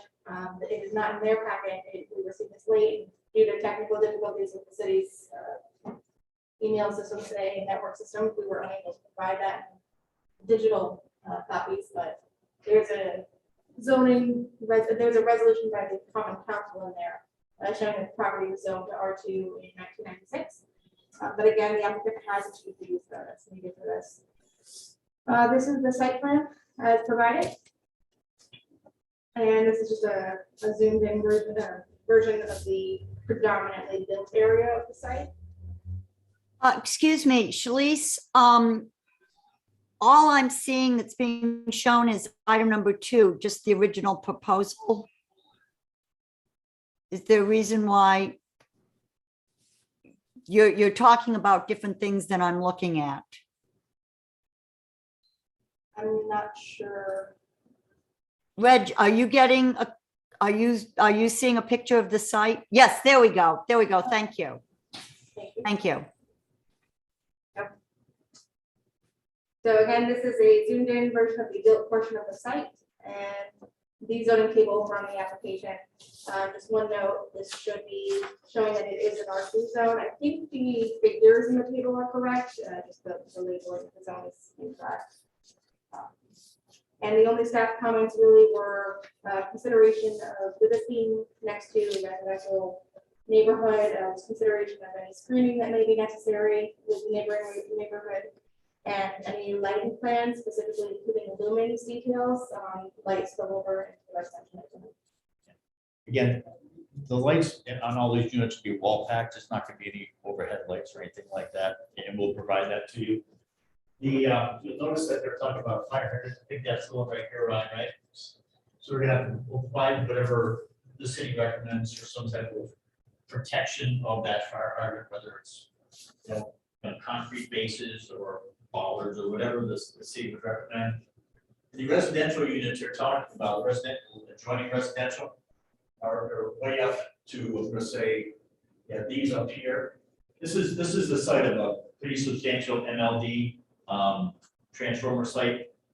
So the residences are up there. But quite frankly, what the applicant proposes is this is somewhat of a wooded area, and they don't plan on really doing anything in the area above where you see the end of the project. That's all going to remain wooded.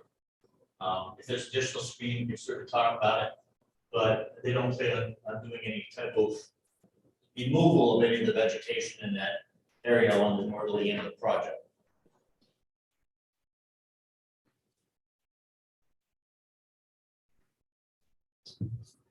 On the access on Arizona, is that the only access to the site?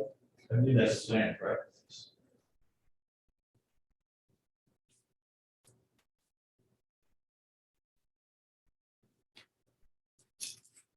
And I don't know if there's a plan for any type of signage, right? I know that was the question too. Unless there's gonna be a sign on the building or something, or. I don't think there's no freestanding signs right now. And whatever the signage is, we'll make sure it complies with the city requirements. So ultimately, the buffer from residential, you're gonna call existing forested area, it's generally buffers from that residential. Right. Lighting and landscaping, you're gonna add to that in the next submission. Whether it's wall packs, however you plan to address it, you're gonna address it in Right. a plan. Yeah, both. Right. Yeah. The hydrant protection detail, you work through DPW for whatever they're looking for protection. Sure.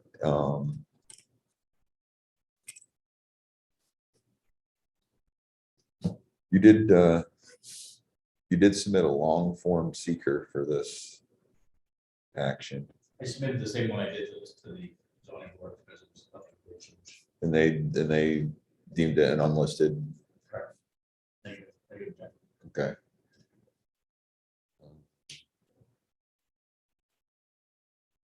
On stormwater, is this falling underneath a SWIP? Yeah, we'll disturb more than acre and we'll provide those details with detailed plan. Because they even as Tom mentioned, the original intent, when you look at your zoning ordinance online, the map that's available online is not the correct map. So that kind of threw a wrinkle into this that we thought it was permitted use.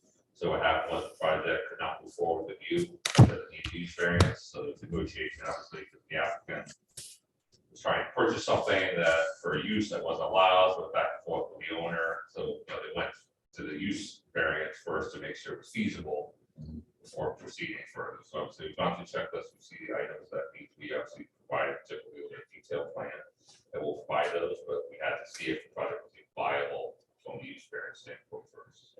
Didn't want to incur the substantial cost involved with that too.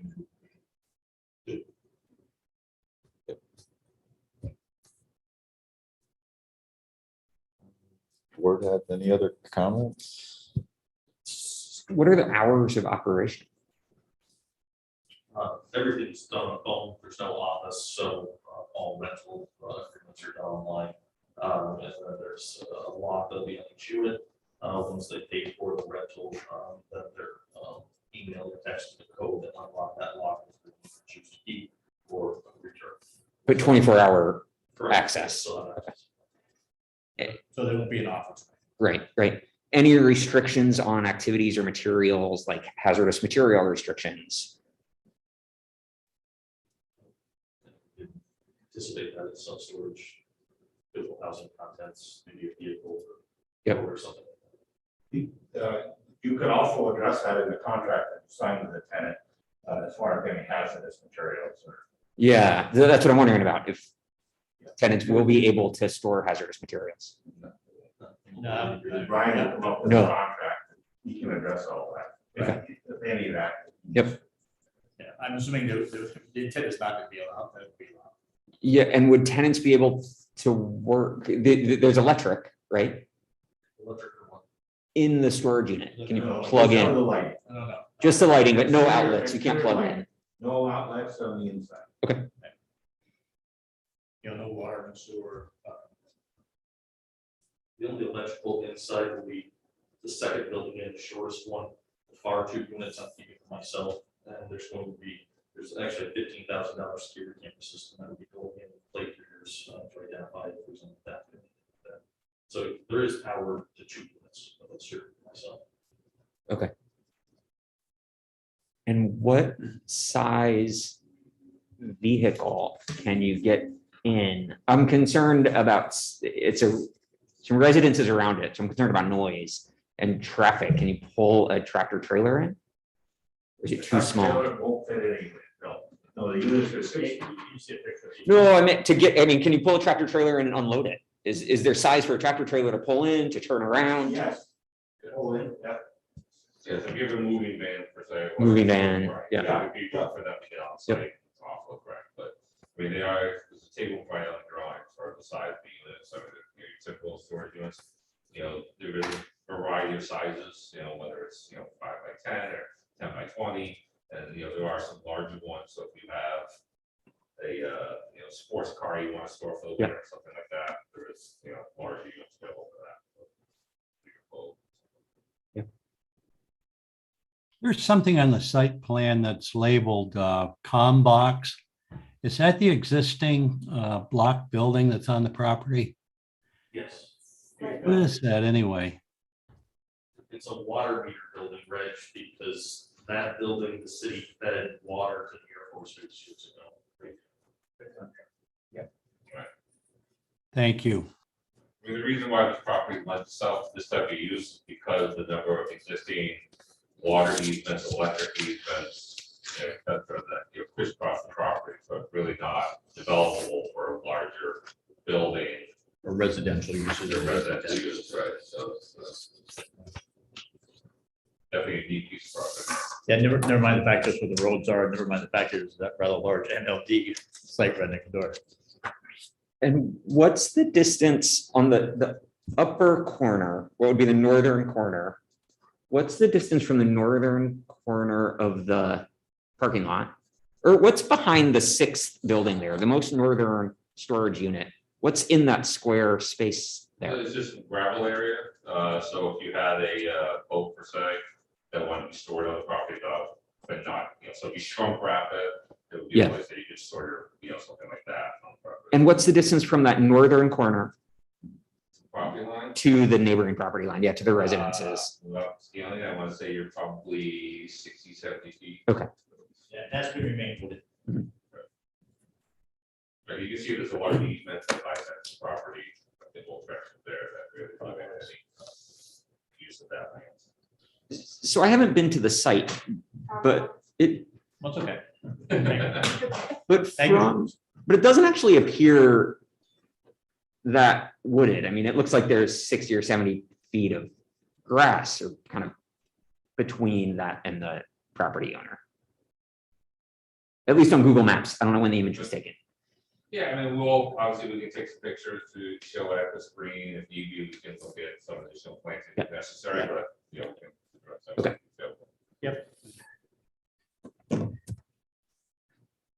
Has DPW requested continued access to that fire hydrant?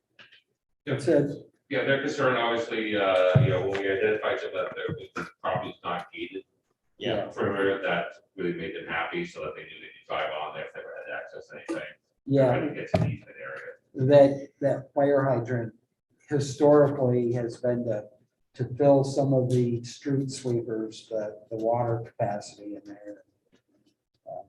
That's why I was Yeah, I mean, the curious. only comment they made to us to date was just protection of it, some bollards around it, so we don't hit it during snow plowing or somebody accidentally back into it. That's good.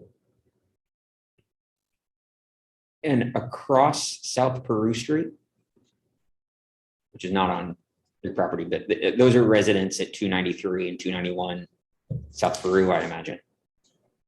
The next terminal is, They have, brothers,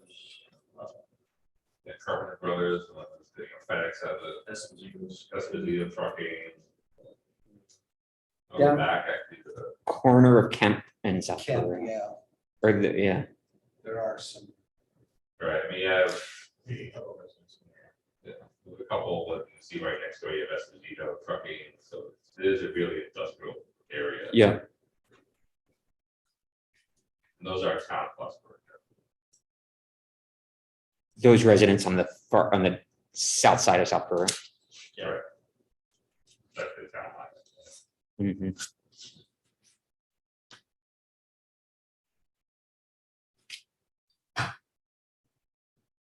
That property's been for sale for a lot of years. Many, many years. I'm amazed that you Mhm. found a functional use for it. And I applaud you, all your efforts for it. Pretty impressive.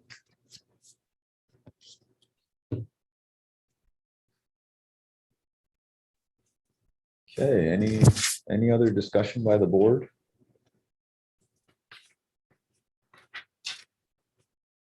This is sketch plan approval. This is just sketch plan approval.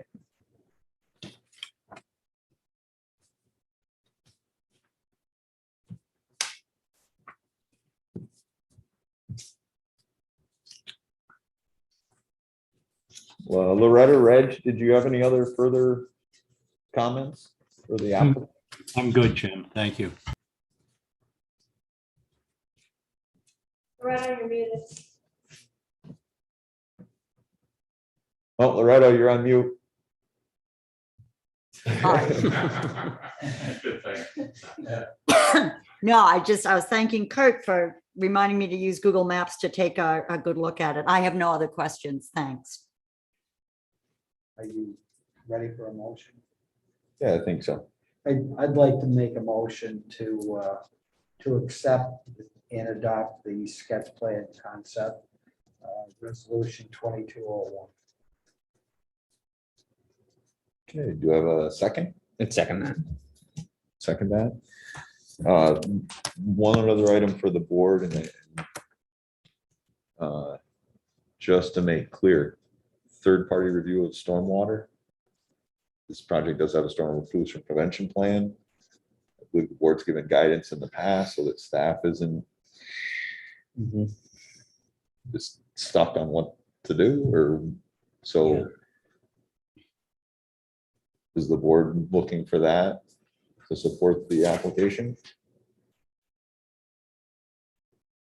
Does the city staff have the capability to, not community development, but other city staff, are they? So in the past, the only other support staff would be DPW, and they have guided us. If we have any questions, it needs to go to third-party review. Okay. Then we should make it part of the motion. Okay. Then, Kurt, if I amend the motion to require third-party review of stormwater. Okay. I would still second that motion. Second by Kurt. Any further discussion? Roll call. Kurt Burbidge, Yes. Loretta Ritzman, Yes. Jim Abdullah, Yes. Rick Perry, Yes. Reg Carter. Yes.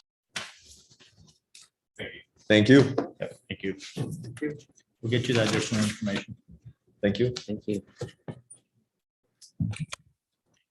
Okay, other business. So the discussion of bylaws is a holdover that was on the agenda prior to the legal counsel on that. So I don't know if I did not have prepared to discuss it. That's fine. It was just on the agenda, so I wasn't sure if there was new information to present or just. I do have, oh, Sorry. I do have one item to add. We don't have to discuss it now because we don't have the ability, but something we didn't talk about that maybe we should is if alternate members can break ties, which might be important. We don't have alternate members right now. Had we had one a month ago, we would likely not be in the situation that we. Technically, Loretta is still an alternate right now. She's not receiving council resolution. So Are you referencing, say, 5 full-time board members are present, 1 abstains, and you have a 2-2 vote, are you saying the 5th person will? I didn't consider the abstention. I just considered if we're a 4-person board because people are, but we have an alternate. But the alternate would be sitting in as a. voting So then I I- guess, yes, I guess. I was gonna say, ultimately, I don't think, an alternate is either a sitting member or they're a non-sitting member, you know what I mean? They're not active in that role. Yeah. We need interpretation, but that's my interpretation of it. Is once again, if we had an alternate member and they were here in December, they would have been sitting at the table. They would have been sitting because we were short. Yep. Yeah. And quite frankly, I mean, we can clarify this with council, but if you had a 5-member board sitting. Yeah. 4 of the members decide to vote, if 1 abstains and it's 2-2, I don't believe that you can just pull an, an Right. alternate into, you know what I mean? It's a 5-member board that's sitting, so. Yeah, because an There's a abstention. difference between a recusal and an abstention. Yeah. An abstention is a counted vote, so if there was an abstention, it would still be. Yeah. Not achieving an affirmative vote. Correct. It would, Yeah. it would be denied because you didn't have a majority. Right. It would You- just you not be. didn't. It would require. So we don't necessarily have to get into all the details now. I just noticed in the one, I think the American Association of Planners, in their document about alternates, where it describes how they're used, one of the items is about, it suggests that alternates can be used to break ties. So I think we should get the details on how that would happen, and it could be valuable for us, because whoever thought we would have had time. So anyway, it'd be good to get clarification. Okay. Any other comments on that item? No, just that the edits from the discussion with the legal counsel have sent to legal counsel. We have not yet received back the edits that they were planning to make. Okay, I so, do Yep. have an added question to that. Are there any updates on the alternate board? Yes and no, so that's actually the next item, update on board member Yep. search. And really, the only update is that we are requesting them to review them as well. I know, I wanted to talk to you afterwards, to see if you received my email from last Thursday and Friday. Yep. But otherwise, we're looking to set up interviews very soon. Kind of the instruction. and it's my understanding that staff has gotten or received interest from a, handful of interested community citizens, and it's under consideration. It's good that there's interest. Yeah. I mean, It's- hopefully they share. our We had interested people who Yeah. didn't live in the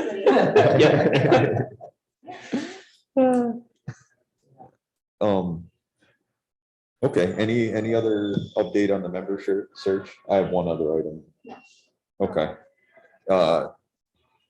My one other item, and this is, I guess, asking consideration of the board, your thoughts moving forward on potentially some recommendations to staff and council, or staff and the common council in regards to our dealings with historic districts. Honestly, it's been something that's been on my mind with applications that since I started on this board, and I've had I've had discussion, individualized discussions with staff. I've discussed it with, individual common council level. Never though asked in general, for some consideration in this board on potentially some recommendations of the ordinance as it sits today, and whether that's, affirmed with the public that, yes, we want these regulations, we want them the way they're written, and we want you to continue with enforcement accordingly. Yeah. Or, no, we've applied to you and we don't care for this. We don't think this supports our community today, or maybe things need to be updated. But I think the board needs to take, some type of role in suggesting that. I agree, Jim. I agree entirely, because it's what I said, if the community is behind a full commitment by the planning board to carry out the, what's laid out between SHPO and the city ordinance. And if we're going to hold a hard line, if that's what the common council, and I guess the mayor, if that is the line that we're supposed to hold, that's fine. Then our job is just to confirm that what applicants are doing does in fact meet those criteria. If in fact, though, the common council and I don't know if they're willing to have this discussion, but it needs to be clear to them that there are two different ways that we can go, and we would really appreciate some guidance. Should we be updating what like for like looks like? If visually what is being put on a building truly replicates what's falling apart and needs to be replaced, is that something that the city wants to embrace, or at the very least take a look at?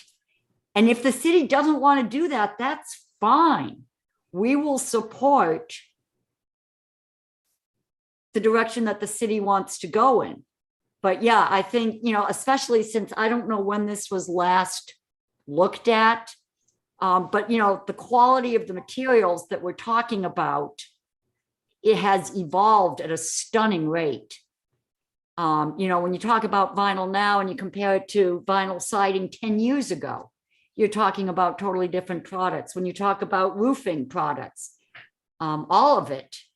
And, the city might also want to consider, from an environmental point of view, using materials that promote the well-being of the environment, as in, provide insulation, provide, keeping the heat in, et cetera. And, are solar panels ever going to be allowed on these buildings? All kinds of things like that, yeah, it would be nice to have some guidance. I think that's a fabulous idea. And Loretta, just to clarify, I think the standards and guidelines are one thing, but my personal view right off the top is to establish whether these districts, according to the citizens, whether it's the citizens within the districts or the city as a whole, whether the districts are appropriate anymore. I agree. That would be my first question before we even get into the, the guidelines and the standards that are utilized for review within the district. Do the people want these districts and what comes with them in terms of enforcement, standards, etc.? My personal opinion is that there is so little knowledge within the community of,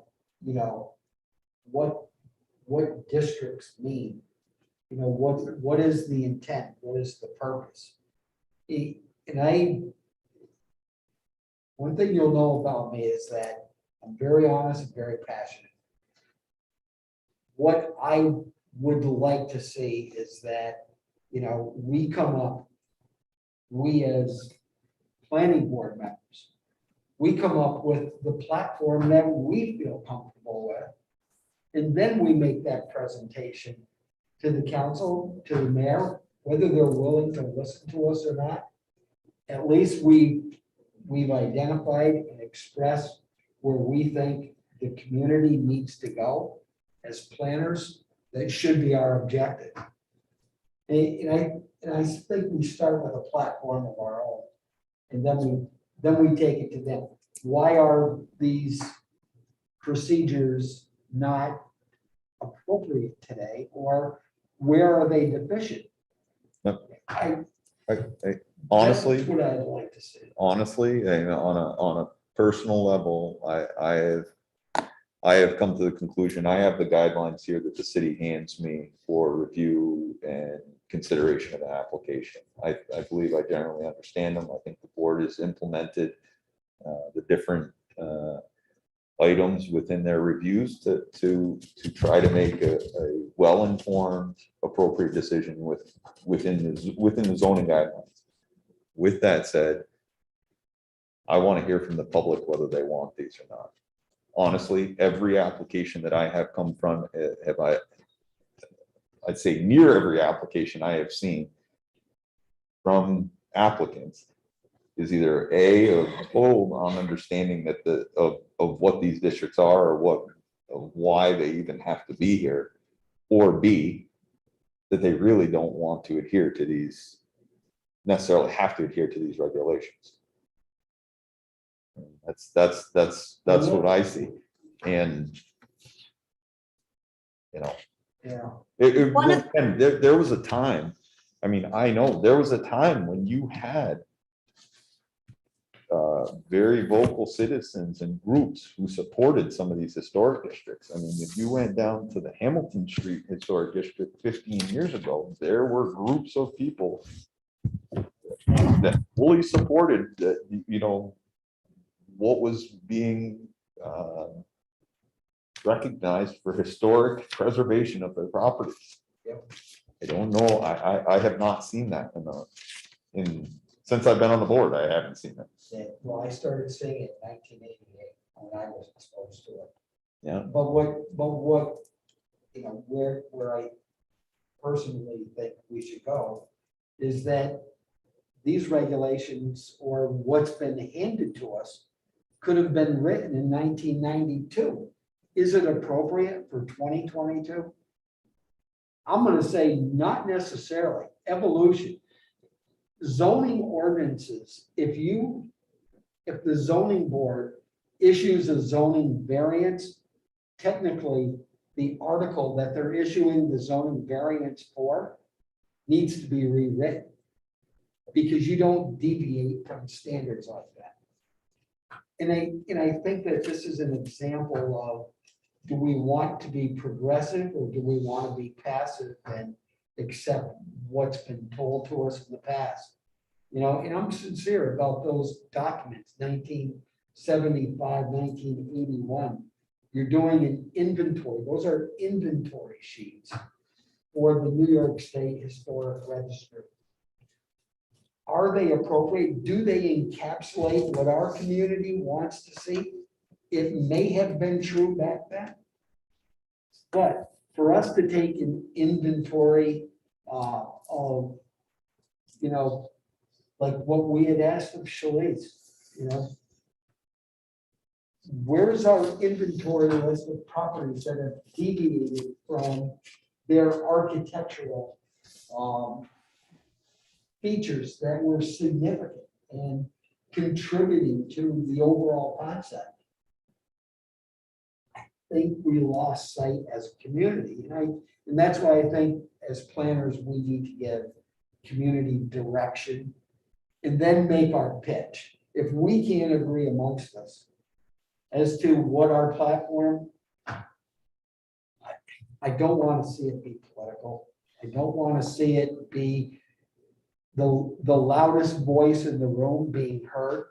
What I'd like to see is a comprehensive approach where we can all sit down and direct what the historic significance of this community is. Rick, can I just add something to that? In other words, interrupt. I'm sorry, but were you done? Yeah, I'm done. Thanks. And I completely agree with both of you. I think that it's important to know what this community appreciates, what is important. And because we represent them, basically, and what are their priorities? I've got a technical question though. How, like the homes that are listed as being either in a historic district or that they are historical homes, who came up with that and what were the criteria? Because there's no, you know, it looks like a congressional district. I mean, if they just kind of weave around, you know, example, the DeVoe House, which is a magnificent structure, it's not in the historic district. What were the criteria that were used for designating homes as being part of the historic district?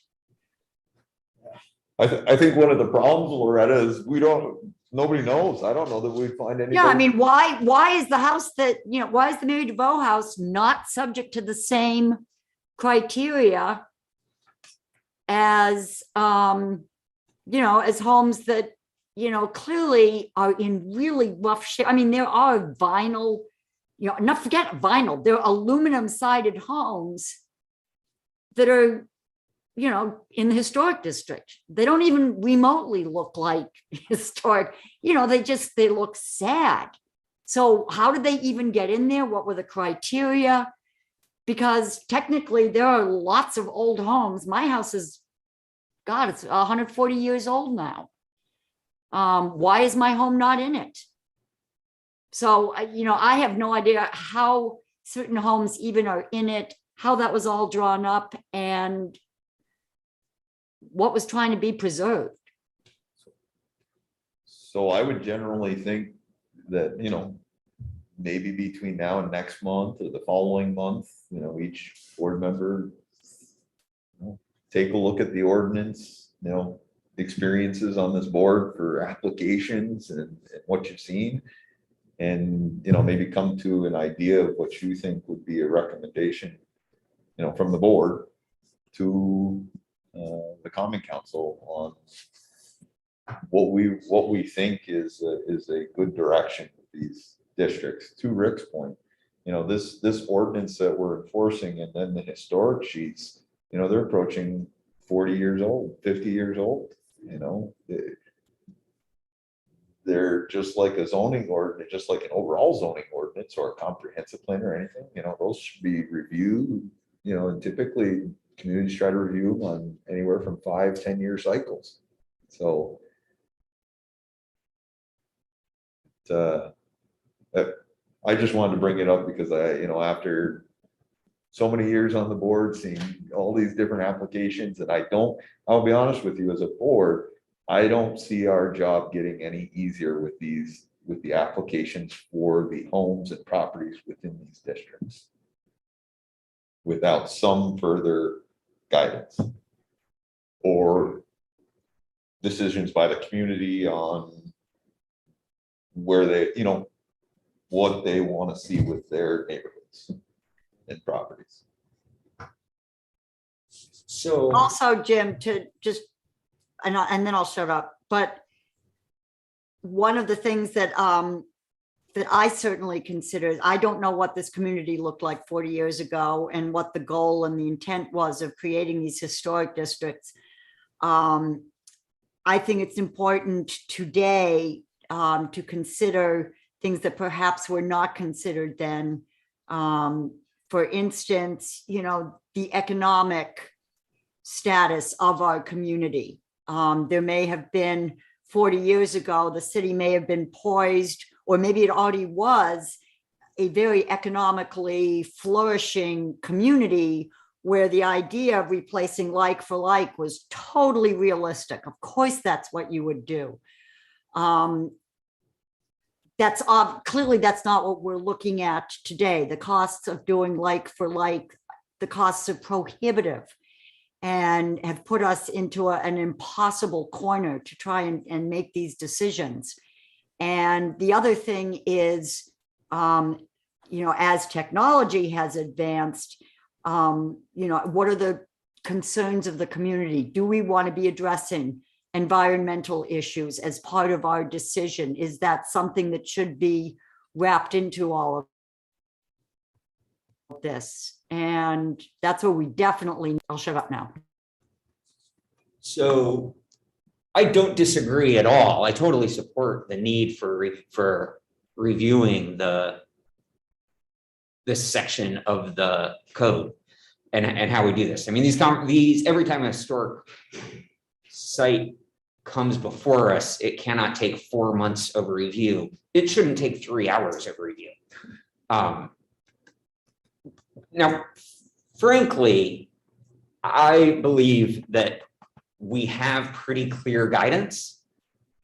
We just don't like saying no, right? And we don't like giving black and white responses to applicants. But the code in this case and the guidance that we get is pretty clear. That's not to say that it doesn't need reassessing. It should always be reassessed. However, in assessing how we do historic preservation, there's an inherent challenge in doing that.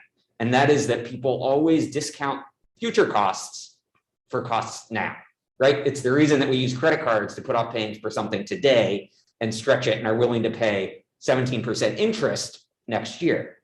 And so it's very difficult to ask people, is this worth preserving now? Or is this worth preserving for the future, even though it costs more now? People inherently always say no, because they discount the future, but that doesn't mean that there's not value in doing that preservation. And I don't want us to make the mistake that we're questioning the decision that was made 50 years ago to preserve something and saying, well, that structure is 80 years old. That's so old. Do we want it anymore? I mean, it's old because we protected it. And we decided to make that investment because we valued it, and values do change, but we can't take away the opportunity to experience our history from future generations, right? So they made a decision 50 years ago, or whenever that was, that future generations would like these structures. And I don't necessarily want to take that opportunity away from the residents of Plattsburgh in 2100, right? And to make a decision now that removes the opportunity to enjoy history for them. That's not saying that we shouldn't do a historic site, a review of our historic code. And I think there are practices for doing this, and we can follow those. I like the idea of looking at structures in the historic districts and figuring out what alterations have been made to them since they were put on the district. I think I can offer a photography student that would take some pictures so that we could document that. Because that's important to know. I absolutely think this is a valuable project. But it should be based on our values for historic preservation, but it should also be based on some objective data about what is present in the city,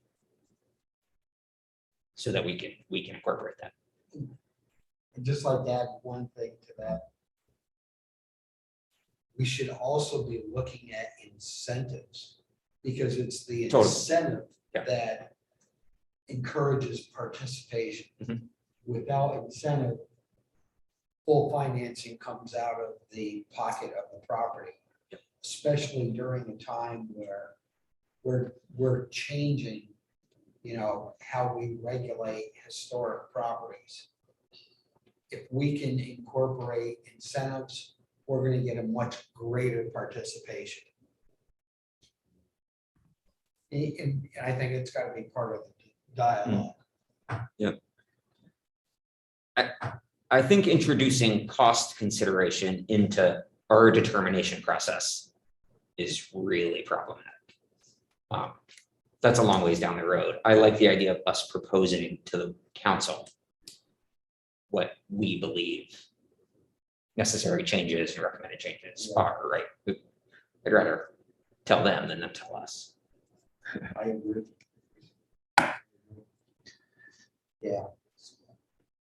So, Loretta Reg, any other comments or you're good?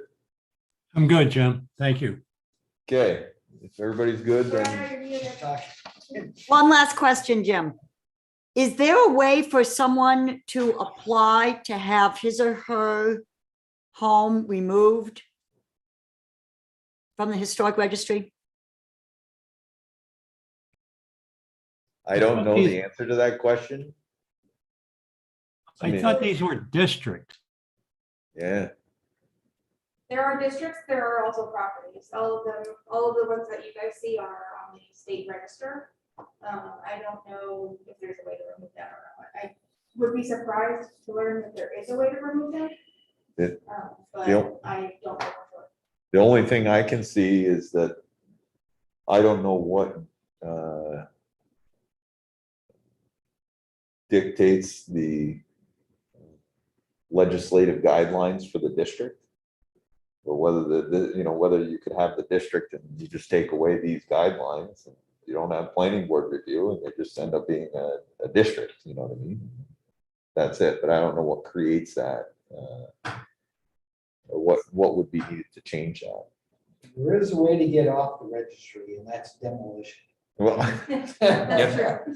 The Johnson House over at the old former MAI property. on the flip side of that though, just like the home we saw on the corner of Brinkerhoff and North Catherine, the property is still within a district. Yeah. So the new property or new proposal then comes back before us for, although maybe easier to review, but Yeah. it still comes back as a property. So once you're in the district, I think that's different than if you were designated just a sole property. Yeah. Yeah, they're two different deals, Yep, my understanding. yep. Does anybody remember, I thought, and looking back through emails to try to find it, Shalice, I thought that you and Milena, like, a year and a half ago or 2 years ago, we had a historic, we had a similar debate about something. I don't remember the project. And we wrote, or you and Milena wrote and gave to the board some additional guidelines or additional considerations. Do you remember Yeah, that? I think I remember what you're talking about. What you're talking about is just what is now page 3 of the historic site review application.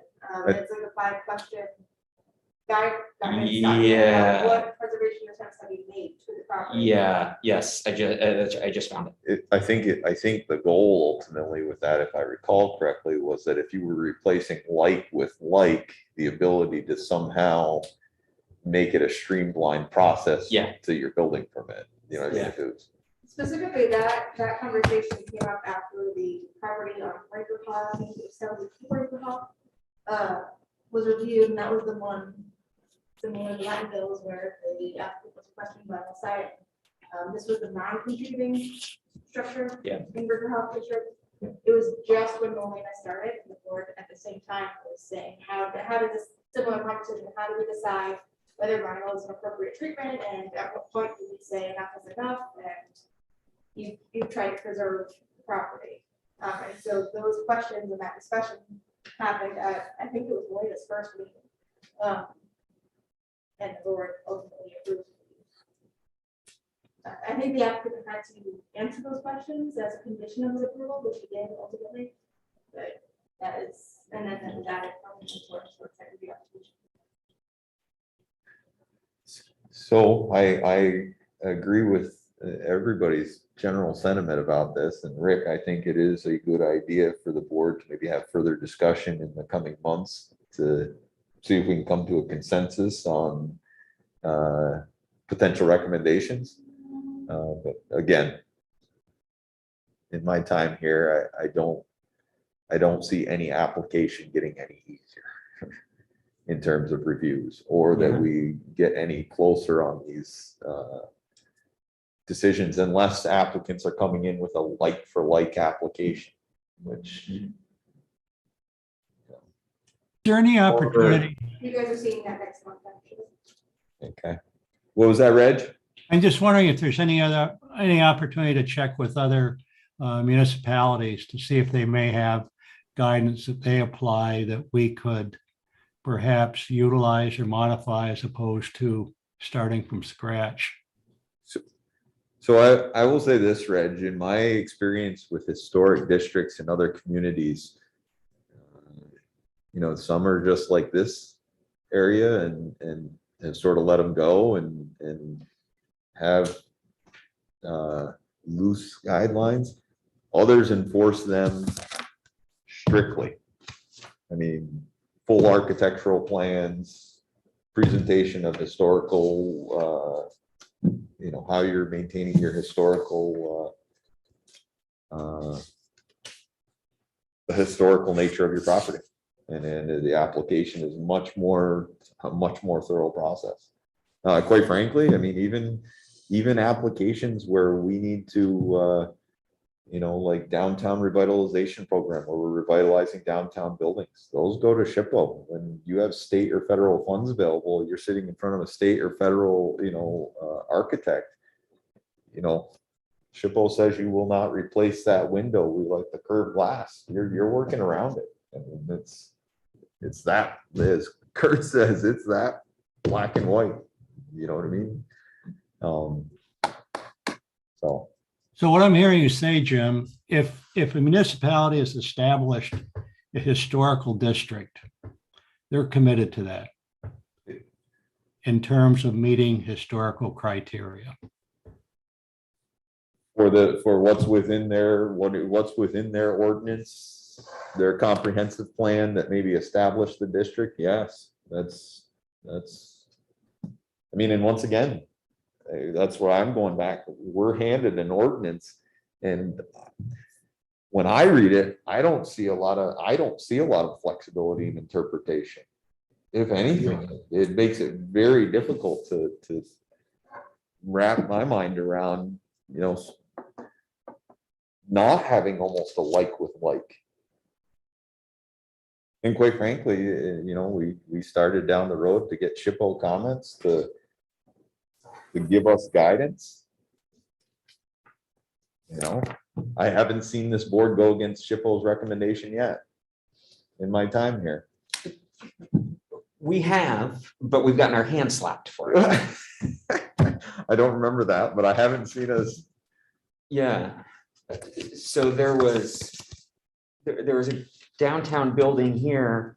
One of the commercial buildings, maybe where across from Trinity Park next to the church. Reddish building, peaked roof. Remember this one? Yeah. And there was some damage, storm damage or something. And the property owner repaired it, disturbed the architectural features. I don't think, maybe never went for a building permit, or maybe did more repairs than the emergency building permit allowed. I don't remember the whole story there. Maybe 5 years ago. And we got a letter about that.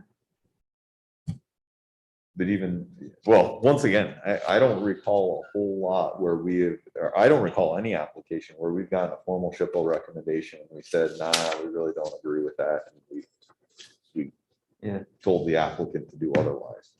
So with all that said, I still stand on the fact that I think our ordinance needs a second look. And if that involves, the community through comprehensive plan, the common council through recommendation of a local, and they decide a local law, whatever that is, but it's a second look on a 40 to 50-year-old ordinance. Agree. Yeah. I think you've got agreement on that, Jim. Yeah. So with that said, if everybody wants to, just think about that over the next month, and maybe we can revisit it at the end of the next agenda, and we have a common theme of a recommendation, we can move that forward. I am not going to be here in March. In March, 2 meetings from now, not next one. We'll be here February meeting. Okay. Well, if there's no further discussion, do I have a motion to adjourn? Second. Motion by Rick, second by Kurt. All in favor? Aye. Aye. Thank you. Guys, if Loretta